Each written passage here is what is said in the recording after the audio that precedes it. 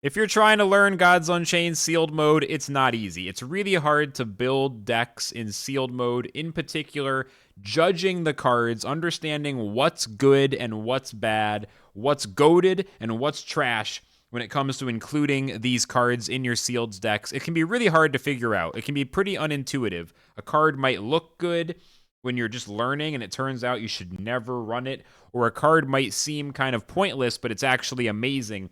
It can be really different than you expect. So having played 1,000 sealed games, having done way too many runs, and also having had the privilege to work with other content creators, some of the best players in the game, and getting to learn from them, I have taken everything I know and I've put it into these tier lists, basically taking the core set and breaking it down from S tier to F tier. You know what a tier list is. So this video is the stream segments where we went through the core set. Specifically, it's the stream overview of the 1, 2, and 3 energy cards in the core set. Since the core set doesn't rotate out, and since it can get rebalanced or adjusted, but it's usually not touched very often, the core set seemed like a good place to start. If you know how to judge the core cards, you're going to do better at building your decks with all the other sets as well. So this video, for those of you who really want to hear the full thought process, should be really helpful. And it's also just good background, Gods Unchained, entertainment / education, get a little better and have some fun listening as we talk through all the cards. So hope you enjoy this. I'll do another video once we review the rest of the core set, 4 mana and beyond. But this video is the early game core set tier lists, the stream segments, the highlights of all that stuff. Hope you enjoy. Here it is. Writhing Spirit, 2/2 for 1. Obliterate a card in your hand and draw a card. Everyone says Writhing Spirit is bad. I think it's good. And here's why. You don't play all the cards in your deck during a game of Sealed. You almost never play all 30 cards. It is a 2/2 for 1 is good. It is also good in some hands to get rid of a card that is not helping you win and cycle it away. I think people in Gods Unchained are like too afraid of cycling cards. Like, oh no, I have to obliterate a card. Oh no, but I just think it's a generally strong effect. I think it's at least a B. I mean, I'm tempted to make it an A because I genuinely think it's a really powerful effect. I mean, fuck it, dude. I'm putting it in A. Immediately, I know everyone disagrees. I'm just immediately going to do a hot take, and I'm putting Writhing Spirit in A. I really think it's underrated. I know people are going to be like, lol, this list is a joke, Writhing Spirit in A, but I actually believe that. Keep in mind, this is well, it depends. Out of the 1-drops, it's an A. Okay, that's part of the question, though. That's part of the question. I play it, and I do great. Okay, no, that's part of the question, though. Is it a tier list of 1-drops, or is it a tier list, like, out of all the cards?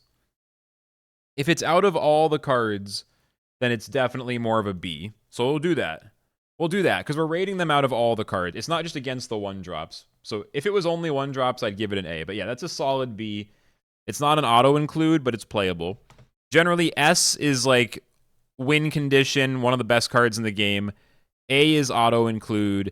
B is very good. C is just playable. D is not really playable, but maybe once in a while if you just have a really bad pool. And F is just utterly unplayable. You think it's an E? No, Writhing Spirit's a B. You guys are completely wrong. Like, it's actually really interesting. There's groupthink around Writhing Spirit, and it's clearly wrong. You guys are clearly wrong about Writhing Spirit, but there's like a weird groupthink. One day, y'all will realize I'm correct. Next, Vexing Vicar. It's only a 1/1 for 1. It's only a 1/1 for 1. It is protected in Ward, but it's still just a 1/1. It's like a B- to a C+. I'll pick Writhing Spirit over Vexing any day of the week easily. So I think Vexing is a C. It's playable, but it's not that good because it's only a 1. It's only a 1/1. So Vexing is a C. Looking for my next 1-drop. Trial Spirit is next. Trial Spirit, 2/2, and give +1 health to a friendly creature. This is an example of an A tier 1-drop, right? If any 1-drop is A tier, this is it, right? We can all agree. It's just a 2/2 that buffs something else. I guess maybe it's a B+ because it's not that good if you play it by itself on turn 1.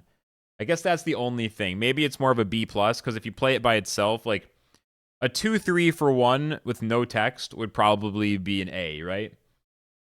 You think it's an A? It's like a B+ to an A-.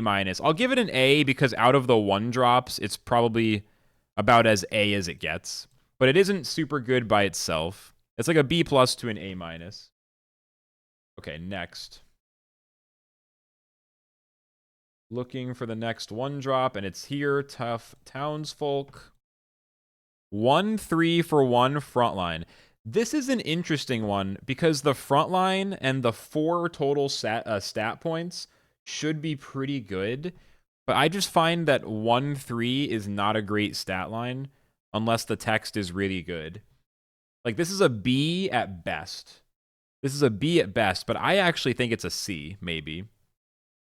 I'll probably upload this to YouTube, Sugary. I'm definitely going to post the picture of the tier lists to Twitter. And eventually I'll make a doc. I'll make some kind of like place where you can go to one place and see all of my tier lists. That's the goal. That is the goal. Yeah, I don't know. I mean, it's tempting to give Townsfolk a B, but I just basically never play it. I'm 1/3 Frontline. The Frontline feels like it should help, but it's just tough, man. 1 attack, if it doesn't have a good effect, it's just not very impactful. I think I put it in the C tier. Tomb Torchbearer. It's weaker than Vexing. So we put Vexing in C, so this has to be a C or a D. I mean, I'd almost put this in the D tier because it's 1/1 protected. It's like C-, like barely playable. Like, I don't know if I've ever played it. I think it's a D, man. I mean, it is protected. I just feel like 1/1 is not enough. It's just not really worth it. I'd rather just have a different card that costs more mana and wait to play it. Could be wrong, but I'm trying to give some good takes here. Like, I'm trying to give my real feelings and not, like, you know, neuter them for out of fear of being distracted or disagreed with, rather. I think you want about 10 spells in a deck, Sugary. 9 or 10. Thought Siphon, it's a 0, but it's the only 0 in core, so we'll include it with the 1s. Put a creature to sleep. If it was already sleeping, draw a card. It's just not enough value. I've never seen someone run this. I don't think you ever would pick it, so probably F tier, right? Just not enough value to include in the deck. Even though for a 0-drop, it's not that bad. Okay, Portable Fortress. The 2-drop. Look for my next 1-drop. Here it is, Theric Blessing. Give +1 health to a friendly creature, draw a card. I mean, the fact that it cycles means it's not as bad as it could be, but give +1 health to a creature is just not worth it. I feel like cycling might be underrated in Sealed, kind of going along with the Writhing Spirit thing. I feel like cycling cards is a little bit underrated because you float mana pretty often, and it's not that bad to just have like a 27-card deck and then a few cards that cycle themselves. Like, it's not the worst if you have good cards otherwise. It is D tier, though. As much as I want to justify a higher rank, it is D tier. Next. Tartesian Improviser. Roar, give +2 strength to a random creature in your hand. It's a 2/1. It's not, you know, this effect is inconsistent to get value from. Sometimes it's great. A lot of times it ends up on a creature where it's like got low health, or, you know, the opponent is able to trade into your creature and it doesn't really matter too much. It's like a C. It's a playable one, but it's not super good. It's on the edge. What's nice about that is, I guess, later in the match it still has a little value because the buff is kind of nice. Look for the next one. All right, switch Dualist. Hidden for 1 turn. You guys know this one. At the end of each turn, swap the strength and the health. I mean, this is A tier. Auto include. The fact that it's a hidden 1-drop with 4 points of stats, hidden for a turn, and it's able to attack for 3. It's good in Sealed for pretty much the same reasons that it's good in Ranked. Just an incredibly good 1-drop. Next up, Street Conjurer. Spell boost +1, 1/3. I would rather run this than Tough Townsfolk. Like, Tough Townsfolk was 1/3 Frontline for 1. I think Spell Boost +1 is better on this kind of card. It's still a C drop, though, in my experience. It's a C. In my experience, Spell Boost is just hard to get value from in Sealed because you're not able to build your deck around it. So it's not that good, but I do think it's like a C+. Aetherbug, 1/1/1 ward. After you play a spell, deal 1 damage to an enemy character or random enemy character. It might be better than I realize. I mean, this does have some synergy if you have like a spell-heavy deck, but you're usually running, at least in my experience, 8 to 10 spells per sealed deck if it's really good, right? And so you're not going to have enough spells to take advantage. Maybe this could be playable in a thievery deck. Maybe. You know what I mean? I think it's got to be a D tier, to be honest. Just 1/1 is just not good enough, even for a 1 mana cost. 1/1 just doesn't have enough impact. That one's close, though. Okay, Star Shard is a 2. Next up, we got Spellsight Seer. 2/2 for 1, Roar 4C1. I mean, it's a 2/2 for 1, which is an immediate B. I mean, 4C1, here's the thing about this card. If you draw it in the late game, you play it, and then you can immediately, like, get rid of another low cost. Like, it helps you get to your bombs later in the game. In the early game, 4C is not as good, but it's still quite useful. You can change your draw if you need to. I mean, the worse the deck, the better the 4C, probably, to, like, avoid your bad cards. It's a B to an A. I don't know, man. Spellsight Seer is pretty much an auto-include. I feel like it's probably an A. It's at least a good B+. I guess I'll give it the B+. I'll give it the B+. Alright, keep going.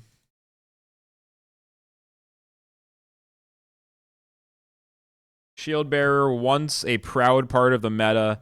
Now, because it's a 0/1, it's just unplayable. It's basically a 1/2 for 2. Or, I'm sorry, a 1/2 for 1.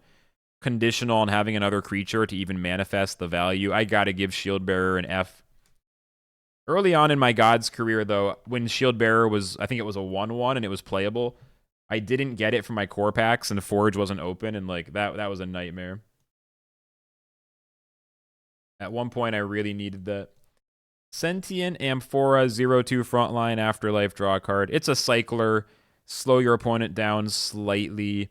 This can be a good card in certain situations, but it's just not impactful enough and it doesn't have stats, so it's just got to be a D. It's basically a slow cycle.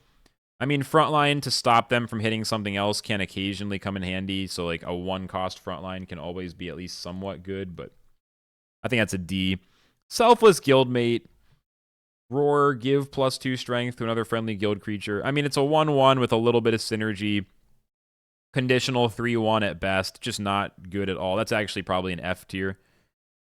I guess I can give it a D. I think Selfless Guildmate straight up F. It's a conditional 3/1. It's usually a 1/1. I'll just give it an F. Seeing Stone or C1 draw card. You just never run cards like this, but this is the definition of a cycle card. I mean, it's a cycle with an extra 4C. I'll put all the cycle stuff in D for now because it never gets played, but I do have a hunch it might be underrated. Call me fucking stupid. Oops. I have a hunch it might be underrated, and over time, maybe we'll find out.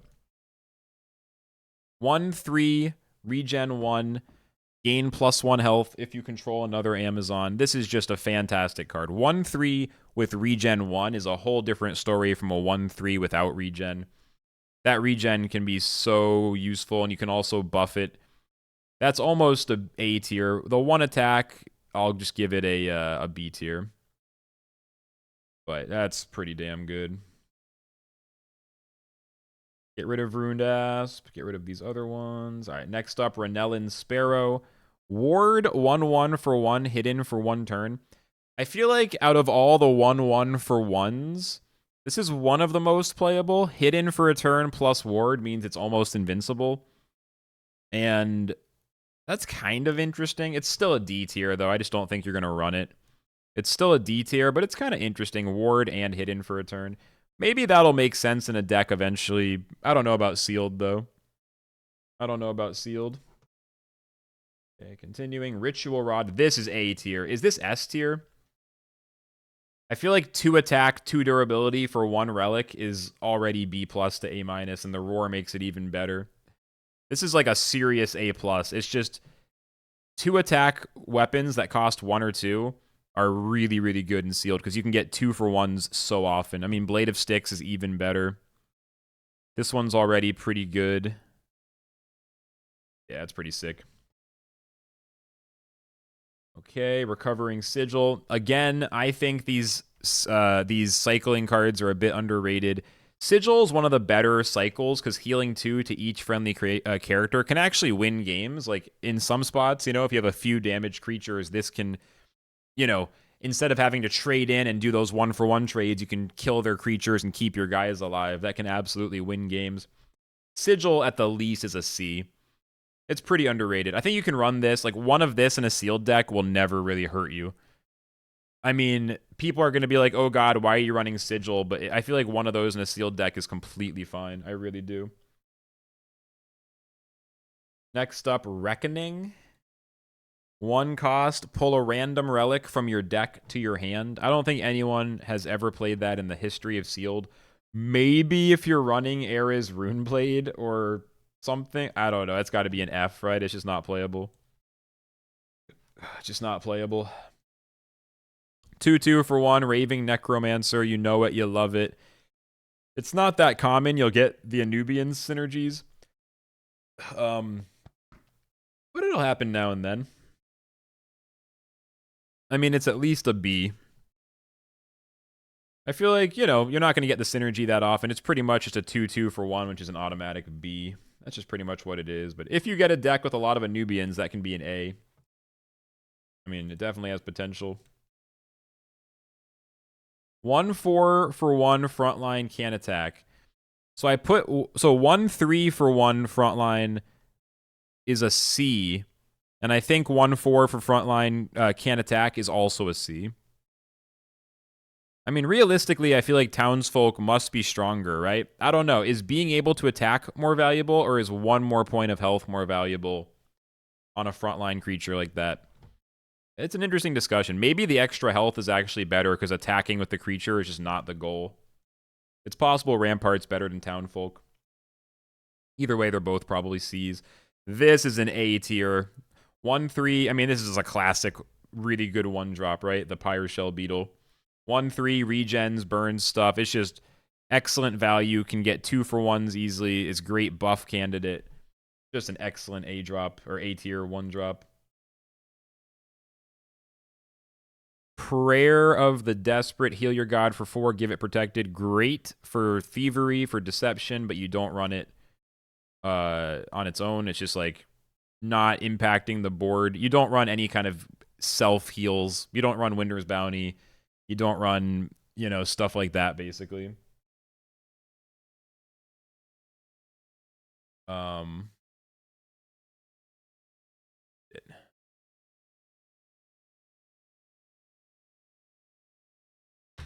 I was trying to. All right, never mind. Forget about it. Yeah, that one's not that playable. All right, next.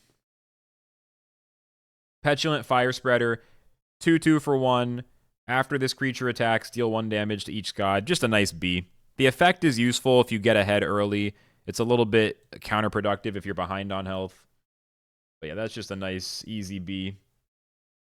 Patron Sacrament, give frontline and protected to a friendly creature. You usually only see this from Deception, from Thievery. With that said, this is a pretty strong effect. The big reason this isn't likely to get played is because you have to use it on a creature, so that means you're investing 2 cards. And all they have to do is use any single target removal, Ray of Disintegration, Imperious Smite, and a million others, Blight Bomb, blah, blah, blah, blah, blah. Like, so it's just, you're usually going to end up getting 2 for 1, and it's not good. But it's great from Thievery since you're getting it without having to include it in the deck. It's probably a D as far as, like, actually including it in the deck. Pack Stock, similar deal. You're not going to have a synergistic deck that uses Pack Stock to enable a combo because you're playing Sealed. So in Ranked and Food Chain, this makes sense, but in Sealed, it's unplayable. You might get it from Thievery and make use of it for a fun turn, but in deck building, it is an F. More 1-drops, please. Okay, we got the Nightleaf Warrior. Let's go. Hidden for 1 turn, 2/2 for 1. Just insane. I mean, just insane. If any 2/2s for 1s get to be A tier, this is one of them. Hidden for a turn is just so good. They just can't use spell removal on it, and then it's able to attack, and it can, you know, trade into something with higher attack and lower health. I think that just hidden for a turn on a good stat line is just automatic A in this game, pretty much. I think. 2/2 for 1, always for 1. I'm trying not to say 4/1. They're all 1-drops. You all know this one because it's in the Sanctum. At the end of your turn, remove a durability from your opponent's relic. I mean, removing relic durability is always nice. The thing is, in Sealed, this, along with Vexing, right? No, what is it? Along with Vesper of Concession, rather. Cards that remove durability from relics, it's just tough to save them. You don't know what's in your opponent's deck. You have no idea if they're running relics or not, and they usually only run 1 or 2 if they have them, and they might not draw them. So you just can't really, like, you're getting tempo, and so you can't really save the card because you usually need to play it for tempo. So it's mostly just a B. It's 2/2 for 1. The relic removal effect is nice, but it's hard to save it, you know, until you need it. Nightleaf Hunter. This one is actually pretty sick, right? 2/2. If you control another creature, this creature gets +1 strength. So conditionally, this is a 3/2 for 1, which is just cracked. All you need is another creature. I mean, it's either A or B. 3/2 for 1 is kind of just an A tier, right? Like, realistically, this kind of has to be. Against all the 1-drops, it's an A tier for sure. I mean, it depends. If I was doing the whole list of all 321 or 329 cards in 1, some of these 1-drops would probably be B tier just because, like, I would leave the A tier for more impactful, higher mana cards. But since we're doing the 1-drops separately, I guess, you know, some of these A's would be B's if it was, like, the full set. But we can chill with it. It's not a huge deal anyway. The goal of this is just to provide some useful info to help newer players think about Sealed, or less experienced players. It's not meant to be, like, a super scientific fucking, like, you know, perfectly designed scientific study or whatever. So yeah, we'll keep rolling. Marshwalker, 1/4 for 1, regen 1. I think it's probably the best 1-drop. One of the best 1-drops in the game. I think it's just an S tier. I mean, okay, again, we're kind of shifting because I said at first S tier is like big impact game winners, but if we're going to just rate the 1-drops on their own merits, it's like this. Otherwise, we're going to do all the cards, but not all in the same image because it'll just be too hard to, like, see what's what. I think we'll just do each mana for its own because, bro, I did this for Tides of Fate. Unfortunately, they took Tides of Fate out of Sealed, so right now it's not that, maybe not that helpful, but earlier in the month I did one for Tides of Fate, and it's like, it's just so much info, you know? I feel like it might be more useful. We can always refigure these, or we can always redo these later, but yeah, it's a lot. Why is Writhing so high? Because it's underrated, because you guys just don't understand how card draw works. Writhing Spirit is underrated. I am 100% correct about that. You guys, for some reason, this community just doesn't understand card draw. Oh, he has ads. No, I'm not going to explain it again. Fuck that. But yeah, that's the thing. Like, I feel like it's just too much putting them all. Like, it's so hard to find the card you're looking for. So breaking it up into smaller chunks seems reasonable. For the core set, I think literally one.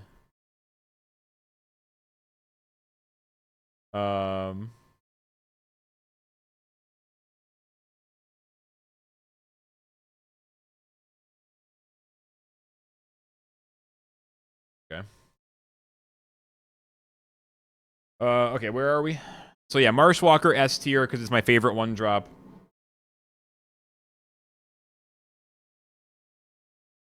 Makeshift Shiv. Is this S tier? This is probably A tier, right? It's so good. It's just 5 pings. Of course, you're going to take a lot of damage, so you want to use it on smaller creatures, but it's so good. That's just like an A drop because it's an auto include, right? Or it's A tier. I keep saying drop instead of tier. That's just an easy A tier. 1/5 God Blitz. Isn't it S tier? It's arguably S tier. Yeah, it's arguably S tier. I don't get quite as excited about Shiv as I do about Marshwalker, though. I'm really precious about my S tier. It's an A+ for sure. It's arguably S tier.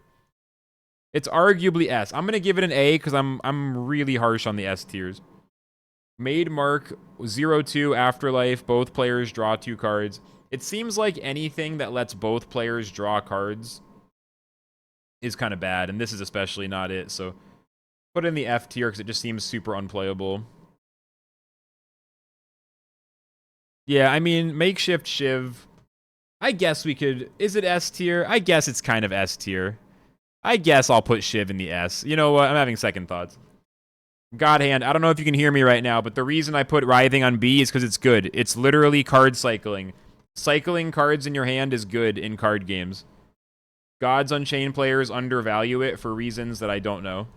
But Writhing Spirit is actually really good. Like, to me, that one seems like it's obviously quite good. I'm just kind of confused why Gods Unchained players think that cycling cards is bad. That's basically the bottom line. Like, you don't play all 30 cards in the game. No, I always play it on turn 1, and it's great. Like, you're just afraid of cycling cards. I play it on turn 1 every time. I've done it in a bunch of 7-win runs. Like, Writhing is totally fine. If you run it more often, you will see it's not as bad as you think. I really, truly believe it. It's rare that I'm this stubborn about a card, but I really think you guys are wrong about Writhing Spirit. Like, I'm happy to run it every time. I consider putting it in A tier. I think you guys are really misunderstanding how good it is. Discarding or obliterating a card in your hand is not a penalty if you're cycling. It's like, which of these cards would you rather replace with a fresh draw? That's a good thing. That is a positive effect. Yeah, you're welcome to disagree. Everyone disagrees, but I'm pretty sure I'm right. This is one that I'm pretty sure I'm right about, is Writhing Spirit. It's an easy B tier. Like, at B, it's no question. Anyone who thinks it's wrong at B, you guys don't understand. I think you guys will see it my way eventually. I really do. We'll see, though. Agree to disagree, because everyone else disagrees with me. Illuminated Warrior.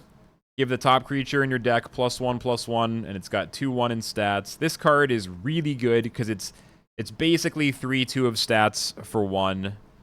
The 2/1 initial stat line, but then it buffs something else. Only question is it a B tier? Is it an A tier? And I think it's an A tier. It's only kind of bad against Mage. It's amazing against everything else, pretty much. I think Illuminated Warrior is an A tier.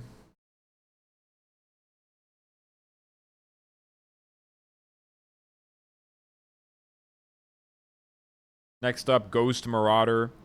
Creatures get damaged by this creature, get burned +1. It's a 3/1. 1 health is kind of bad with no ward or no protect, like nothing to keep it safe.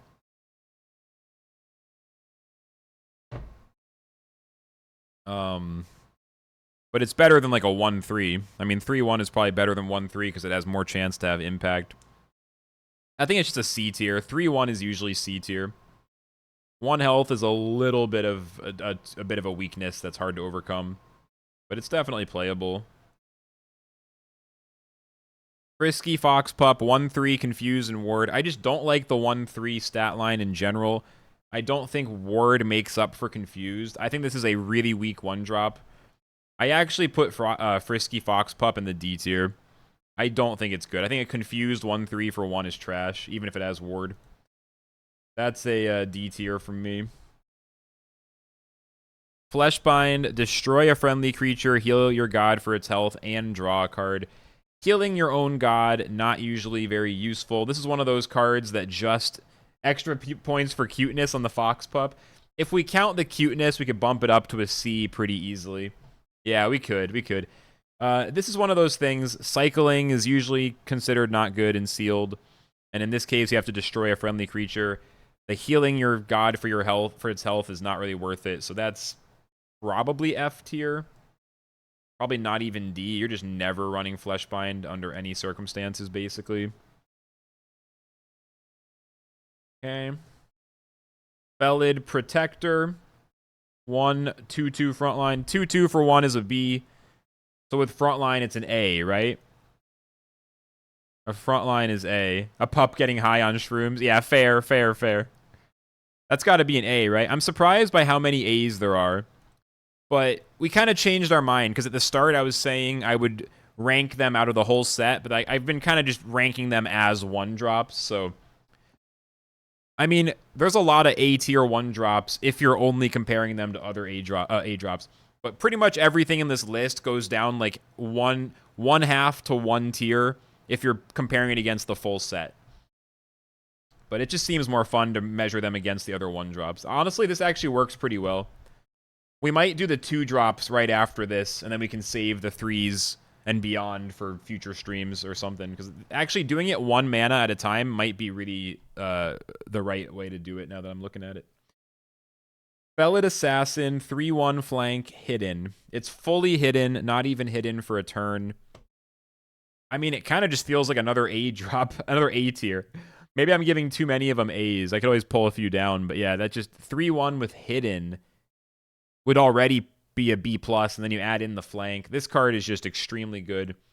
Only thing is, later in the game, it dies to all AoE. Just anything, even a tracking bolt, at any point in the game. I don't know, maybe it's a B because of 1 health, but the hidden just kind of counteracts the 1 health. These are all A tier, yeah, I don't know. The closest one I'm thinking to maybe D downgrading is Trial Spirit. But even that is a really fucking good 1-drop. There's just a lot of good 1-drops in the core set. Okay, keep looking. Erratic Portal. A great Thievery card. I don't know, do you guys run this in your deck ever? Do you run this like in the deck? Of course, when you get it from Thievery, it's pretty nice. But do you run it in the deck? Hey, Nando, thank you so much for the raid. I hope you had a fantastic stream, dude. Thank you so much for the raid. I really appreciate that. Hope you're having a good day. What's up, LV Santos? Welcome in. Don't run it unless it's a shallow pool. Yeah, it's like...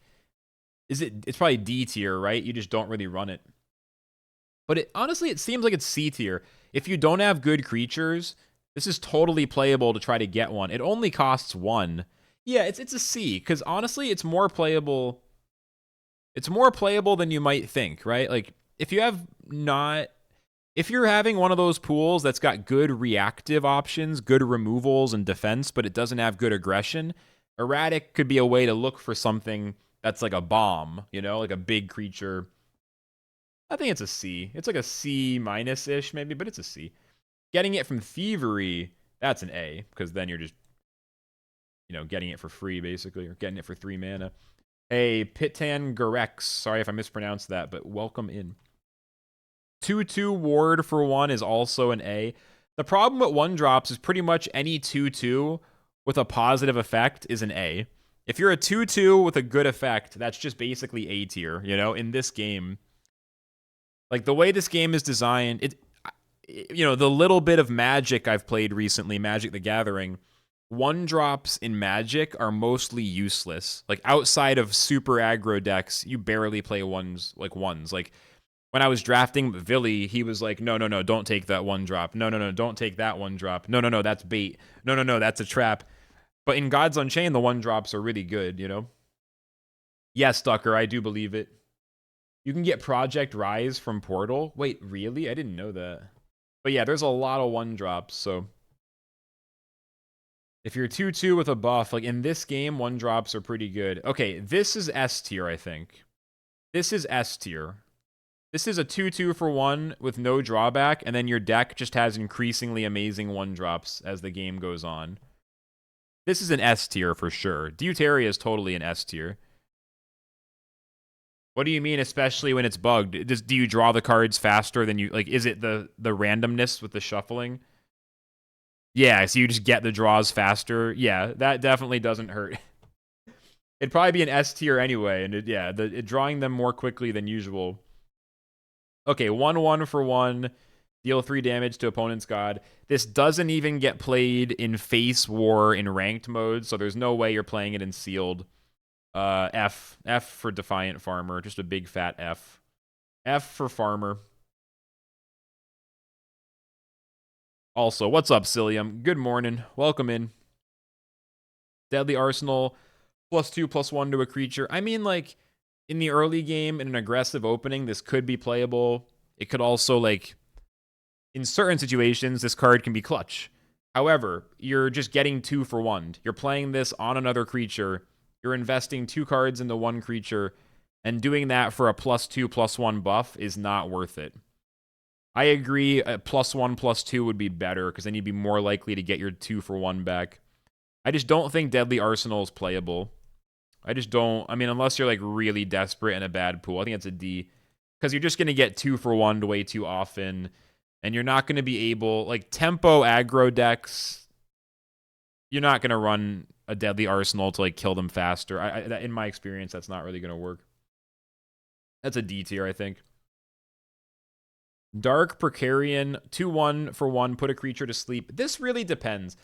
If you have, I mean, it's obviously pretty good. If you draw it later in the game, the sleep can stall a turn to get you to lethal damage. It can stall a turn so you can get the board into a state that's beneficial to you.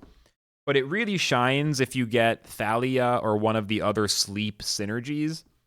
If I get Thalia with like 2 different ways to apply sleep in the deck, I'll totally run it. Like, sleep synergies are pretty good synergies to run, I think, because you can use sleep without the synergy and it's still pretty good. So like, if you're trying to pull off a Thalia thing and it doesn't work out, you might still get value from Precarian or something. With that said, I think it's a B. It's not quite an A because it is more situational and it does sometimes want more synergy, so it's more of a B. Like, sometimes Precarian feels like a C-, sometimes it feels like an A+. It really just depends. Dark Knives, +3 to a friendly creature, strength. As good as it is in Hidden Rush ranked, it's not really good in sealed. Pretty similar reason to Deadly Arsenal, right? You're buffing a creature, so you're investing 2 cards into one creature, but you're not increasing the health. You're not giving it any afterlife value. You're not giving it any extended value except increased damage. And so you're just going to get 2 for 1 too easily. And since sealed is a value format, tempo matters a lot, but I feel like it's a little more of a value format. So that's why, like, you want to get this from Thievery maybe, but you don't want to include it in the deck. With that said, I feel like it's more of a C- than a D. I wouldn't say it's a D. I'd run Dark Knives over... I mean, I'd rather run this than Arsenal. If I had to pick, just give me all the strength instead of the +1 health. Because at least this is really good at one thing, which is hitting them in the face for more damage. It's like a C-. I don't know. Dark Knives and C. Is the C too generous? C could be too generous. I'll put it in D just to send a message for the noobs who might want to run it. I'll put it in D. It's really not worth it. Wisp is a weird one. I feel like it's not good. It's a 1/2 for 1, and then the next time you play it, it's a 2/3 for 1. I mean, the second time you play it, it's already good. 2/3 for 1 is cracked.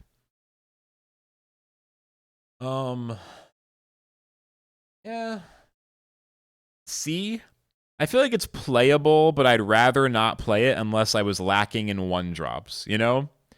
Because it's just like, you don't want to draw a Wisp late in the game when you're looking for something good. You know, like, you don't want that. I don't know. I think it's a C. It's runnable, but it's not exciting. Because you're never doing the fatigue thing. Yeah, it's a C. Acolyte, I love. It's a 2/2 for 1, and occasionally the effect can give your opponent a hard time. I don't think it's quite an A tier because the effect usually doesn't have an impact. They either can trade into this or they'll use spell removal on it right away, so the effect doesn't matter. It's a little more of a B, but this is like a strong B+. It's close. It's just, 2/2 with upside, so it's a pretty good B+.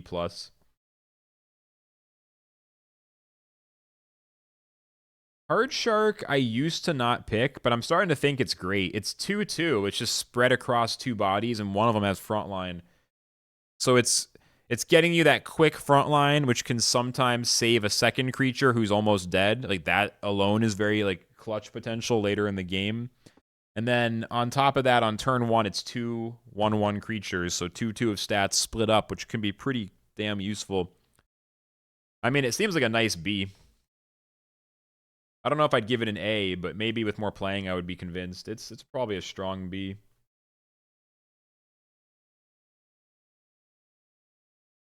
Next up, Brimstone. You just don't run this card in sealed ever. It's a cycler, and you rarely run cycle. I still think cycling is a little bit underrated in sealed, but I can't really prove it yet, so we'll just put Brimstone in the D tier. We're getting there. We're almost done with the 1-drops here. Bombfly, 2-1 for 1. Afterlife, deal 3 damage to each god. The Afterlife is kind of neutral.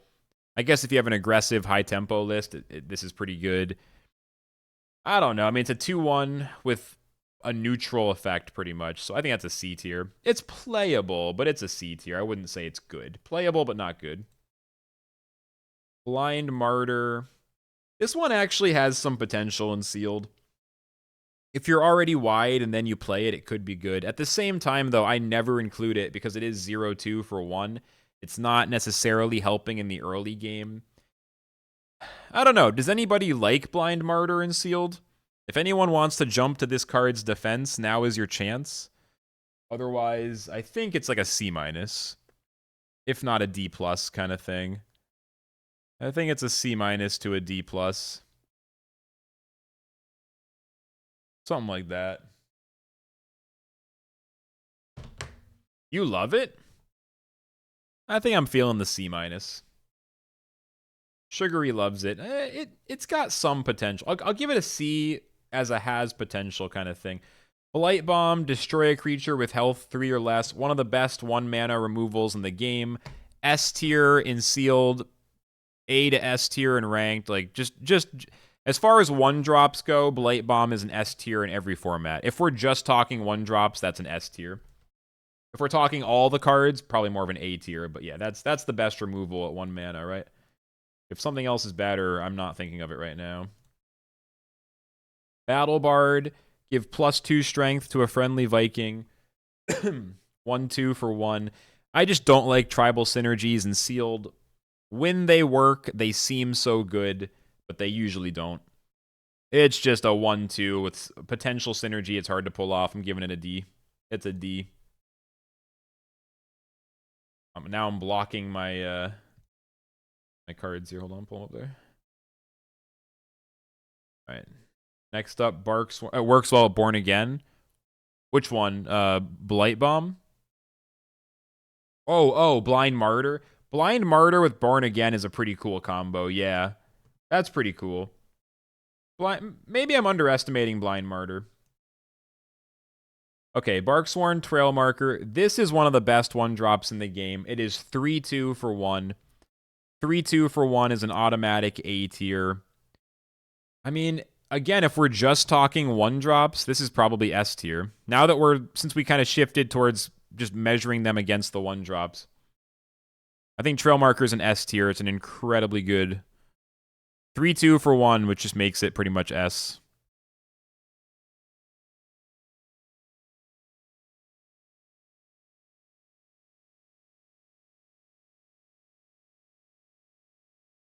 Yeah, that's right. Okay, keep going.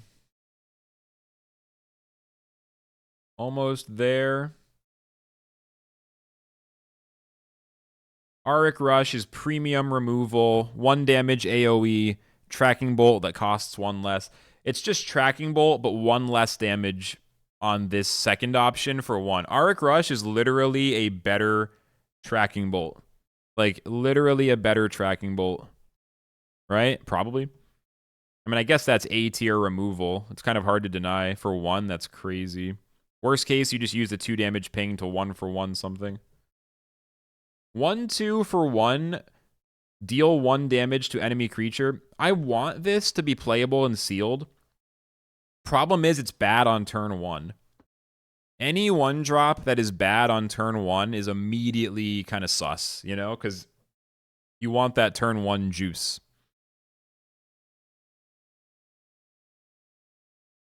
Like, the best I can really do is give it a C. And I'm not even, like, including it in the deck, I don't even know if it's worth a C. I mean, getting it off of a delve or something could be quite good. Otherwise, though, I really don't know. I think it's just a C. Assistant, Alchemist. 2/2, reduce by 1 the mana cost of a spell in your hand that costs 3 or less. It's a B+, maybe an A. The cycling thing can come in handy. It's just inconsistent. When it works, it's great. I think it's a strong B. You could argue that's an A. It's a strong B. 1/2, give +1 strength to a friendly creature. I mean, it's better than the Battle Bard because it's just any creature. It has the same turn 1 problem. Playing it by itself on turn 1 isn't good. Maybe if you're low on 1-drops, you might run it. I think it's a C- though, because you don't want to play it on turn 1. It has a little impact after that, but you're investing this 1/2 just to get +1 strength, so you're kind of 2-for-1ing yourself, arguably. That's almost it. Amazon, Conscript, give +1 health to a friendly creature. It's literally Trial Spirit with a tribal tag. So I have to give it an A. If I gave Trial Spirit an A, I have to give Conscript an A. Aging Veteran, running out of space. At the end of your turn, if this creature has 3 or more health, gain +1 strength. It's super good. The ramping potential is very good. And the ability to buff it and then get insane value is also there. Only thing is a lack of immediate impact. It's a 1/3 for 1 turn before it can potentially be a 2/3. I actually feel like it's a bit of a B. When it works, it's A+, it's amazing, but sometimes it just dies and doesn't even get a 1-for-1, and then it's terrible, right? So I think the downside of Aging Veteran is a little higher than people realize. It's more of a B than an A, but definitely good. And that's it. That is all of the 1-drops in the core set. So that was cool. I think this is better. When I did my Tides of Fate tier list, I did the whole set in one go. That was 140-something cards. And that was a bit overwhelming. It was just like too much information. By the end, it was like, I don't even know what the fuck I just did because it was so many cards. I think trying to keep, like, what is this? It's like 5, 10, 15, 17, 20, 22, 27, 32, 36, 41, 46, 51, 55. This is around 60 cards. I feel like 40 to 60 is a good chunk of cards for a tier list. Even like a little less, like 30 to 40 cards at a time. So that's some good mental knowledge. But so first up, Ambitious Adventurer. So these are all going to be 2 mana. Roar, draw a card, 1/2. So this is one of those things where cycling in sealed is usually considered to not be that good. It just, I don't know. This basically just feels like a solid C drop, a C tier. If your pool's not that good and you don't have that many 2-drops, you'd probably run this, right? Just so you have something to play on 2. It's also pretty good late game because you just cycle it and immediately get another card. It's just because for whatever reason, cycling cards either isn't good in sealed or at least people don't think it's good. I kind of think cycle is a little underrated in sealed, as I was saying yesterday with the whole like Writhing Spirit debate. But I feel like Ambitious Adventurer is just absolutely a C, right? Playable, but not exciting. Yeah, maybe lazy. Grove Summon, Call of Light. I don't know. S tier, A tier. Those are definitely good ones. Next up, Amazon Spear Soul. 3/2. Roar. Gain +1 health if you control another Amazon. So a conditional 3/3 for 2. In my experience, when it comes to stat lines on 2-drops, and I'm super curious about your guys' thoughts in the chat, this is the best part of the tier list. Doing it on stream is getting a little bit of that back and forth when you guys think I'm being silly. But in my experience, a 3/2 for 2 is not that good. A 2/3 for 2 is pretty good. Like, with no text, a 3/2 for 2 is a C tier, and a 2/3 for 2 is a B tier. Because the 2/3 is just way more likely to get a 2-for-1 against 1-drops, right? So this is like a C tier if it doesn't have a bonus, but because it has the potential synergy, it's like a C+, B-. I mean, there are a decent amount of Amazon 1-drops, right? And Amazons in general, but you're just not that likely to get it. So I don't really know if I put that in a B tier or a C tier. I mean, I feel like it's kind of a C tier, but maybe I'm being too... I mean, it can be a 3/3, but it's just so conditional, you know? If you're already behind, it's only a 3-2. It's like a B- or a C+. I don't know. I feel like it's a C because the condition is just a little bit less consistent than it feels like. Like, you need a 1-drop and you need it to be an Amazon, then you can drop this on turn 2. Otherwise, it's a 3-2. I think I put it in the C tier. Okay, moving on. I don't know. That might be lowballing it. Oh, next up, Wicked Fae. One of the best 2-drops in the game, right? I mean, it's 3/3 of stats and Roar, destroy an enemy creature with 1 health. Isn't this just S tier? 3/3 of stats and a destroy an enemy creature with whatever effect. Like, it has to be 1 health, so it's very conditional, but this can kill insane stuff. And even if you play it by itself, it's 3/3 spread across 2 creatures. That's just one of the strongest 2-drops in the game. That's fucking S tier, no worries. Like, easy, right? Just done. Just done. Next up, Warmonger Smith. Again, it's 6 stats. In this case, it's a 2/4. We're just talking sealed, Princess. I think it's completely different for ranked, so we're just talking sealed. Again, we have 6 total stats for 2, which is already like A tier territory usually. On top of that, the Roar, give your relic +1 strength for its next attack. Very good, although obviously it's a bit situational. This is an A tier, I think. In general, 6 stats for 2 is A. You think S? It might be. It really might be. I need to like look at more cards to decide. Maybe Smith will get reanalyzed up to S. I'm going to start it out at A. The 2/4, I mean 2/4 for 2 is already practically S tier though, isn't it? You know what? I'll put it in S and maybe I'll pull it down. I don't know. Yeah, I don't know. I mean 2/4 for 2 is pretty much A tier already, right? Because it can kill a 3/2 and live. It can do so much shit. Nah, I think you're right, bro. I think we're just hitting some S tiers early. Yeah, I mean, it's not only an auto include, but it's just 2/4 is already A tier, and it's got upside. Nah, I think you're right. That's fucking S tier. Let's go, baby. Right to the S tier. Void Banshee, Roar, deal 4 damage to your own god, but it's a 4/3 for 2. I think this is like a B tier. I mean, the stat line is amazing, and in the early game, the Roar is not a big deal, because in the early game, you're not really afraid of taking some health damage. The only problem is it does just die to 3/2. Or even 3/1. So there's a lot of 1 and 2 drops that will get the good trade into this, and then, like, if your opponent plays, I don't know, a Switch Dualist on turn 1, for example, or one of those 3 attack, 1 health minions, or anything like that, you play this, you take 4 damage to face, and then you get 1 for 1 immediately. So it's like a B-, I feel like. But this, I mean, 4/3 for 2 is insane. It's like a B-. Viking War Maiden. So this just goes to show it's D tier if you don't have heal or tempo. Well, if you don't have tempo or heal, yeah. I mean, yeah, in that case, it's like a B-. It feels like Void Banshee feels like it's not as strong as it seems like it should be, I would say.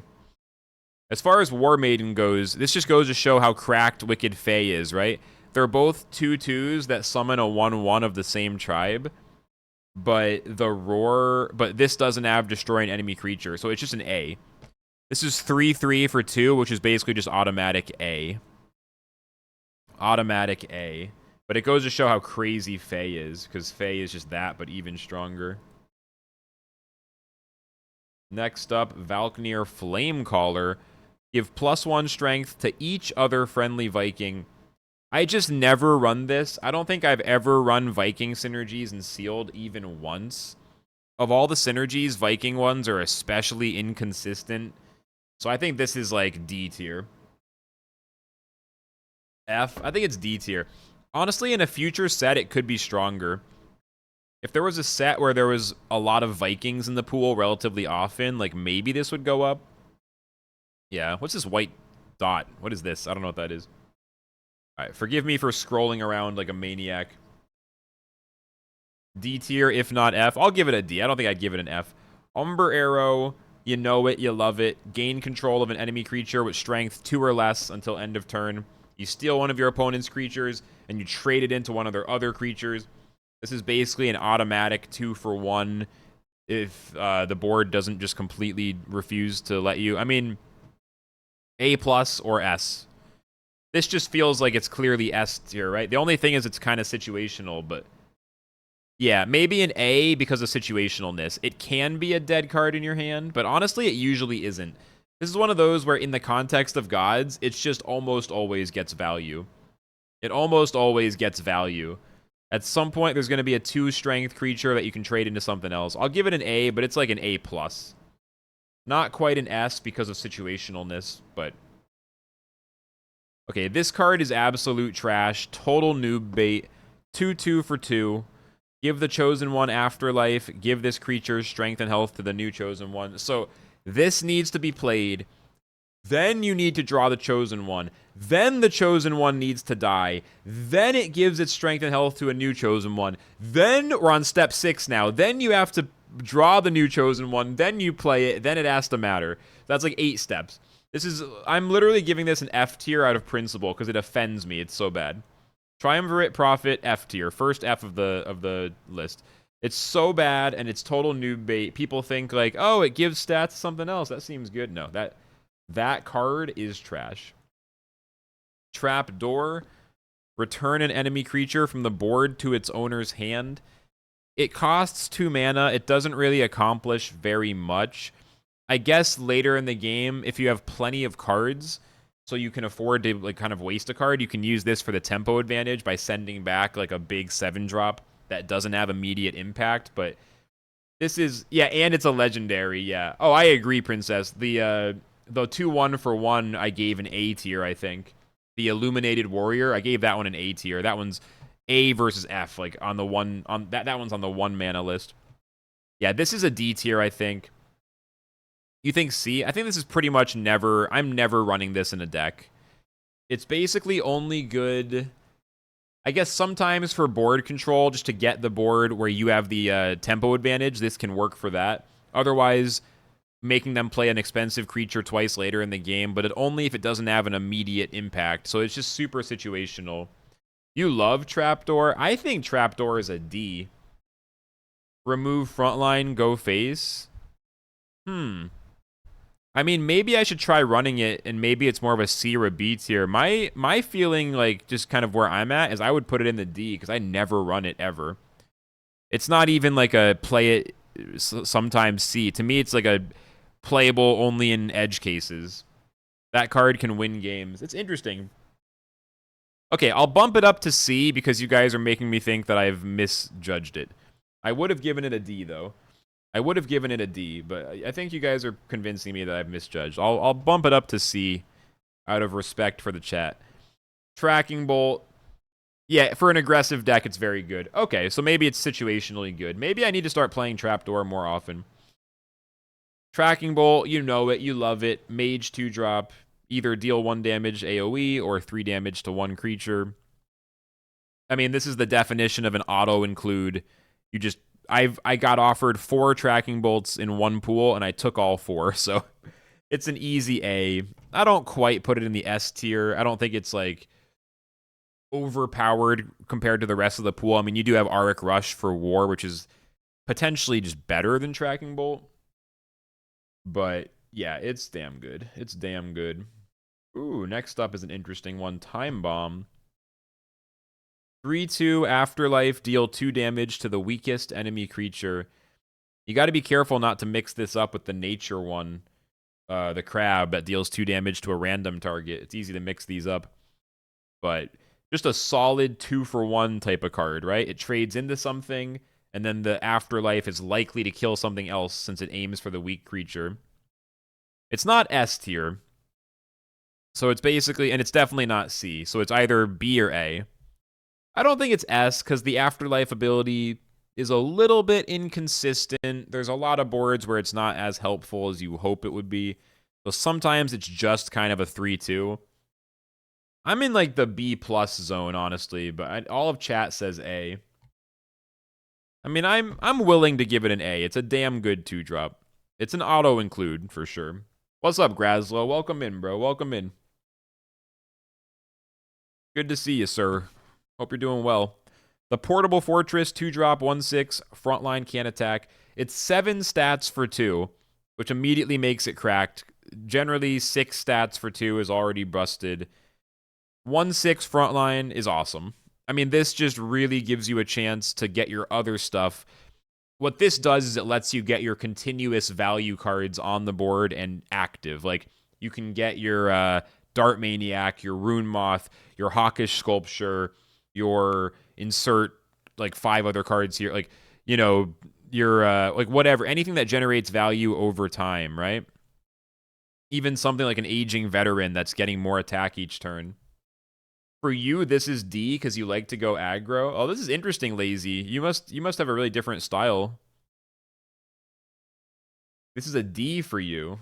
I was thinking, yeah, like B to A. It's not S tier. It does have Atlantean Tribe as well, although I almost never go for any kind of Atlantean synergies. I mean, I don't feel like it's A tier. It doesn't get me excited like that, but I think it's a solid B.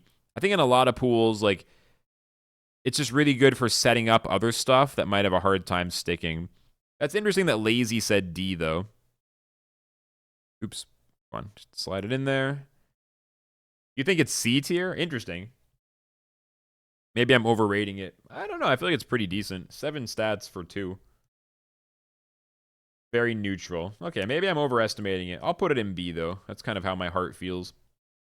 Tavern Brawler, 2/3 is an automatic B tier, B minus, and it's Blitz, which means A, right? You play it on turn 2, you kill their 1-drop, and you have a 2/1 remaining. Like, that's the dream. Otherwise, later in the game, you finish off a big creature that has a little bit of health left. It's a 2-for-1 engine in the early game. I think it's an A. I would feel bad putting this in the B. If a vanilla 2/3 is a B minus, a Blitz 2... Blitz is so strong and sealed. Yeah, a staple. Blitz is so strong and sealed. All right, next. Yeah, auto, a very auto include. Star Shard Bolt, deal 4 damage to an enemy creature. What is there to say? It's great early game removal. Probably just another A. I mean, as far as cheap single target removal goes, this is one of the best in the game, right? Only thing is, like, Blight Bomb exists and stuff like that, but yeah, it's just got to be an A, right? I mean, there's a lot of A's right now, but it just feels like that's an obvious A. We'll see. Maybe there's going to be, like, all A's. Next up, Staff of Shards. Ability, deal 1 damage to an enemy, then remove 1 durability from the relic with 4 durability. It's an amazing ping engine, just a little bit slow. That first turn you play it, you can't use the ability right away. And so in the early game, playing 0 creatures on turn 2, for example, and then on turn 3 you do 1 damage to something. Like, it's really not until the second turn after you play this that it starts to get juicy. So, yeah, it's like a Mage Bolt enabler. I think it's a B. It's a solid card. It's easy to include. You're including it most of the time. But it is quite slow, and so when it works, it seems amazing, but then, like, other times it's flat, you know? You'd give it a C? Oh, wow. I feel like it's a B. I feel like it's quite useful.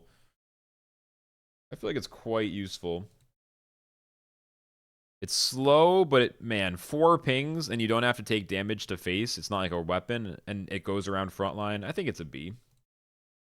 Elixir is super meh. The only ramp card that seems good and sealed, really, is the 4-mana guy, whatever that's called, that has the Echo, because that one can also foresee, and it has the double ramp.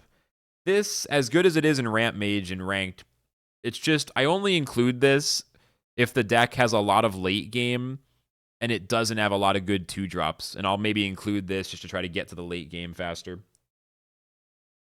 But honestly, I think it's like a D tier. It's very conditional, play it once in a while, but like not actually good and sealed. I think it's a D tier. For some reason, ramping just isn't as good.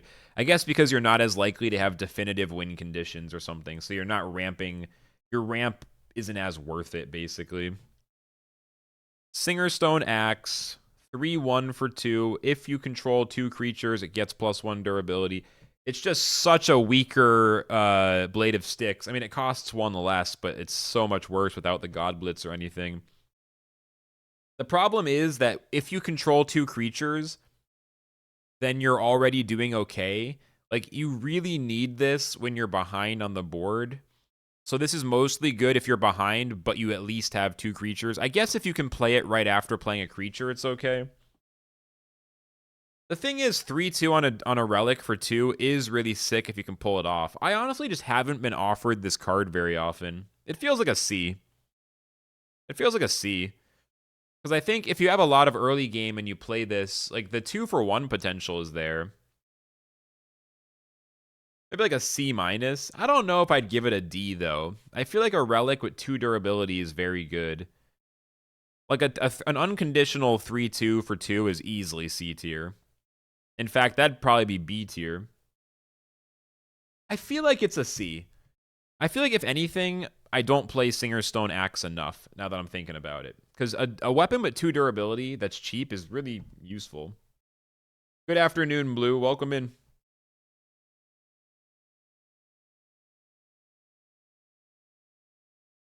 Shield Maiden, 2-3 Frontline for 2. Another staple, right? Just an auto include.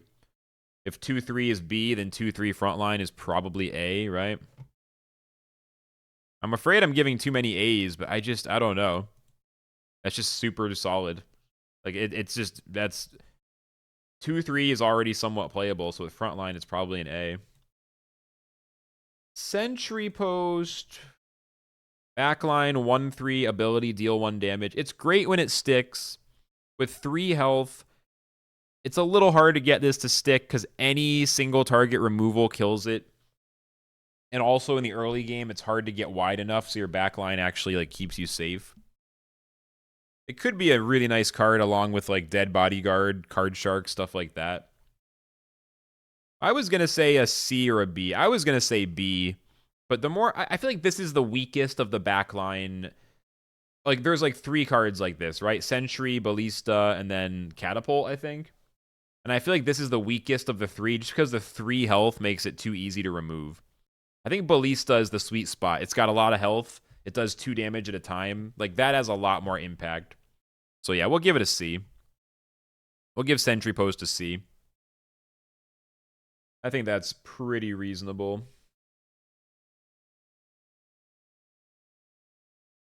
This is probably just a flat B, right? Because it's a 2-3 with a relatively neutral ability. It's really nice if you know you have good endgame, since you're more likely to benefit from the ramp than your opponent. It's a little bit bad if you don't have good at late game. If your late game is bad, then this actually becomes much less desirable. But assuming, you know, if you ever have any good 8 drops, like End Times, Era's Runeblade, Jotun, something like that, or just a bunch of good 6s and 7s, like, you know, I think this is a solid B, because 2-3 for 2 is good. So the Afterlife is pretty neutral. It can help you sometimes. Renellin, World Whisperer. It's one of those things your opponent has to remove right away, or needs a Frontline or something. The threat of drawing even 1 extra card is pretty scary. What's up, Joao? Welcome in. The threat of drawing even 1 extra card with the attack is scary. And it doesn't, like, when I look at it, it looks so underwhelming, but it demands an immediate answer. The stats are slightly low for the cost. It's 4 for 2 instead of 5 for 2. But anything that threatens to draw a card, anything that's like, after this creature, blah, blah, blah, draw a card, is usually really good. So it's either a C or a B. I mean, I'm pretty much always running this, right? Lazy says B, but it's so good. I'm like, part of me wants to give it a C, but I think, like, my gut is leaning towards C, but my brain is leaning towards B. High C, low B. Yeah, I think we all kind of have the same feeling. It's like a high C to a low B. I'll put it in B because I'd much rather... Actually, this is interesting. Yeah, like, it's a 2-2 for 2. And it's interesting that I think this is better than Ambitious Adventurer. Even though this is a guaranteed draw, and this is a conditional draw, but potentially could draw multiple, there's just something about how this demands the opponent to act that, for you, all draw cards are S tier. Do you run cards that cycle? Do you run stuff like Brimstone or Better example, Recovering Sigil. Like, what about those kinds of cards, Lazy? It seems like you have a sort of different approach. I feel like I'm not aggressive enough compared to what you're talking about. Okay, what's next? No, you won't run those? Okay, just asking. Because, yeah, I don't run those. Oh, Recon. This is a card I used to think wasn't good, but I'm starting to realize it is good. I used to think the sleep was a random target, but the fact that you choose the target to go to sleep is pretty sick. It's like just the right amount of board control manipulation to like adjust the board state combined with the card advantage and getting info on your opponent's hand. It's like a really mild thing, but the combination seems pretty useful. I feel like it's a strong C to a weak B. Underrated? Yeah, it's like I'm tempted to put it in B because I think I've been really underrating it. Sleep, card advantage, and information about your opponent's hand. It's like all the stuff that beginner players will underestimate, but more advanced players will take advantage of, right? I feel like a new player, this is more of a C, but if you know what you're doing, it's probably a B. I'm going to give Recon a spicy B because I feel like I haven't given it enough respect in my streams like over the last month. Ranger first bow, 2/2, roar, deal 1 damage to an enemy creature. It's either a C or a B. Probably a C, right? It's like okay. Understated creatures with ping. I mean, there's some of them that are really good. Like, I like the Dwarf Atlant a decent amount of the time. I love Mercantile Marine, which is a 2 damage ping. There's that Woods Hunter card or something that pings 2 things for 1 damage and hides them until the end of turn. That one's really, really cool. But Ranger First Bow just feels a little bit underwhelming compared to other 2-drops. I don't know, though. Would I rather have this or just a vanilla 2/3? I don't know. But my gut says, I don't know. The thing is, a 2/3 can trade into 2 different 2/2s, whereas this is only a 1/1 against 2/2s. This is a 2/1 against, like, against 2/1s or anything, it's great. I don't know. It's like a C+. I'm going to give it a C. Maybe it's too low, but I just feel like it's not that exciting. On an I think the big problem is on an empty board, it's terrible. And then on a board that isn't empty, it's really only good if the ping makes a difference like that turn. It's just it's a little too situational, a little too early in the game. Yeah, I'm not a huge fan for whatever reason. That one doesn't really do it for me. Now, this is a B+, right? This is just solid B+, maybe even an A.